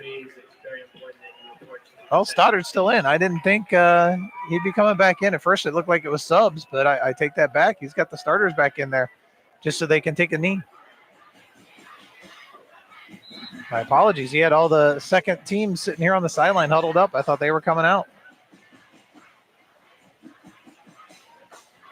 Well, when you get into the take a knee situation, you don't really want to put in. You put everybody else in. You're going to run plays, right, and just want to keep things the way they should be. It should be a finish here, 40-23, barring something in the last minute 35, as they will just have to snap it, like you said, 2 more times. 2 more snaps. So, yeah, I want to make sure we thank all of our crew here tonight. Beck Zwick, Josh Nass, Chris Smith, Matt Tomek doing a good job tonight, juggling a lot back there in the studio along with Josh. Miles Reed also getting us the great drone footage tonight. And, of course, Nick Kaplik and myself, glad we could be here to call this one for you. It's been a great one again here with Wadsworth and Medina. And Jared, I got to say, the evolution of this product that goes out every week, and I think back to many, many years ago, it might be 20 years ago when first started doing this kind of thing with the VHS tapes and going in and out, and to now having drone footage, and it's just I hear so many people in the community talk about this that goes out to their homes, and they just enjoy watching it, and they think they'll say it's almost like watching, or is like watching a college game or something that they would see on the network. So I know the community really appreciates. One, I appreciate you dedicating your time here to call it with me, and it's been great to call these. We look forward to calling the next game as the Bees will travel to Menor next week and then back home against Brunswick. So we'll have that game on Friday, September 15th here on Medina TV. But for now, Medina comes away victorious, 40-23. I can check with our guys in the booth if they want to have highlights for us. We can talk about those for a moment. Yeah, we'll take a quick look at some highlights here before we sign off. There they are coming back out, ready to start the second half partying with the Swarm, getting all that mentality ready to fire up. And then again, it was Wadsworth firing it deep, and then there was the interception by Halvey. That was late in the game here to seal it, basically. And a great job running down the sideline. Love how the defense turns into great blockers for him to set the tone, and that's what basically put a wrap on this one. But then you also had the great plays going deep. Knowles, just great plays all night from him, bouncing off that defender and taking it into the house. And then you've got Stoddard just did it with his legs. That really set the tone early. And then Stoddard back, fires and finds it complete again. Again, it was a slew of different receivers that he was able to go to tonight. Right, Hathaway really stepped up and that's figure a nice job down the sideline to catch that and get that into the end zone. The Stoddard answers back. Hathaway, again, just a great game from him today. And then a good run here put together. The speed and the agility of this is a Wadsworth team that's going to be competitive all season long. A nice knock out of bounds, but a great catch also by Wadsworth. Sure. A great team. Both teams are going to be something to watch here come playoff time. So looking forward to how the rest of the season goes for them. And look forward to wish them the best, and all the folks at WCTV that tuned in and watch us tonight. We appreciate you tuning in, and a great matchup. Even though the score might not show it at the end, it was a great battle between these two. Great battle, and that Wadsworth team is very physical. They have a ton of talent there, and that's going to be a very, like you said, a very interesting team to watch when we get to the playoffs. And they could score at any time. And you said that even in pregame. What I really love today, though, is, when you're winning and everything's going well, everybody has your back and all that kind of, but when you're down, and Medina had one of its letdowns last week, and they don't normally have that. And I know the kids were a little bit down and coaches were a little bit down, and they came out today. I'm so proud of our football team this week. I'm so proud of Medina's football team because they came out from beginning to end and played this game the way it should be at 100%. And every mistake from last week was just wiped out. And not only did they get a little bit better at what they didn't do well last week, they were great at it. And man, what a football game when you do that. It was a great game, and thanks to our entire crew for calling it. Again, your final here tonight, Medina 40, Wadsworth 23. We'll be back in 2 weeks as Medina will host Brunswick. Until then, have a great week, everyone.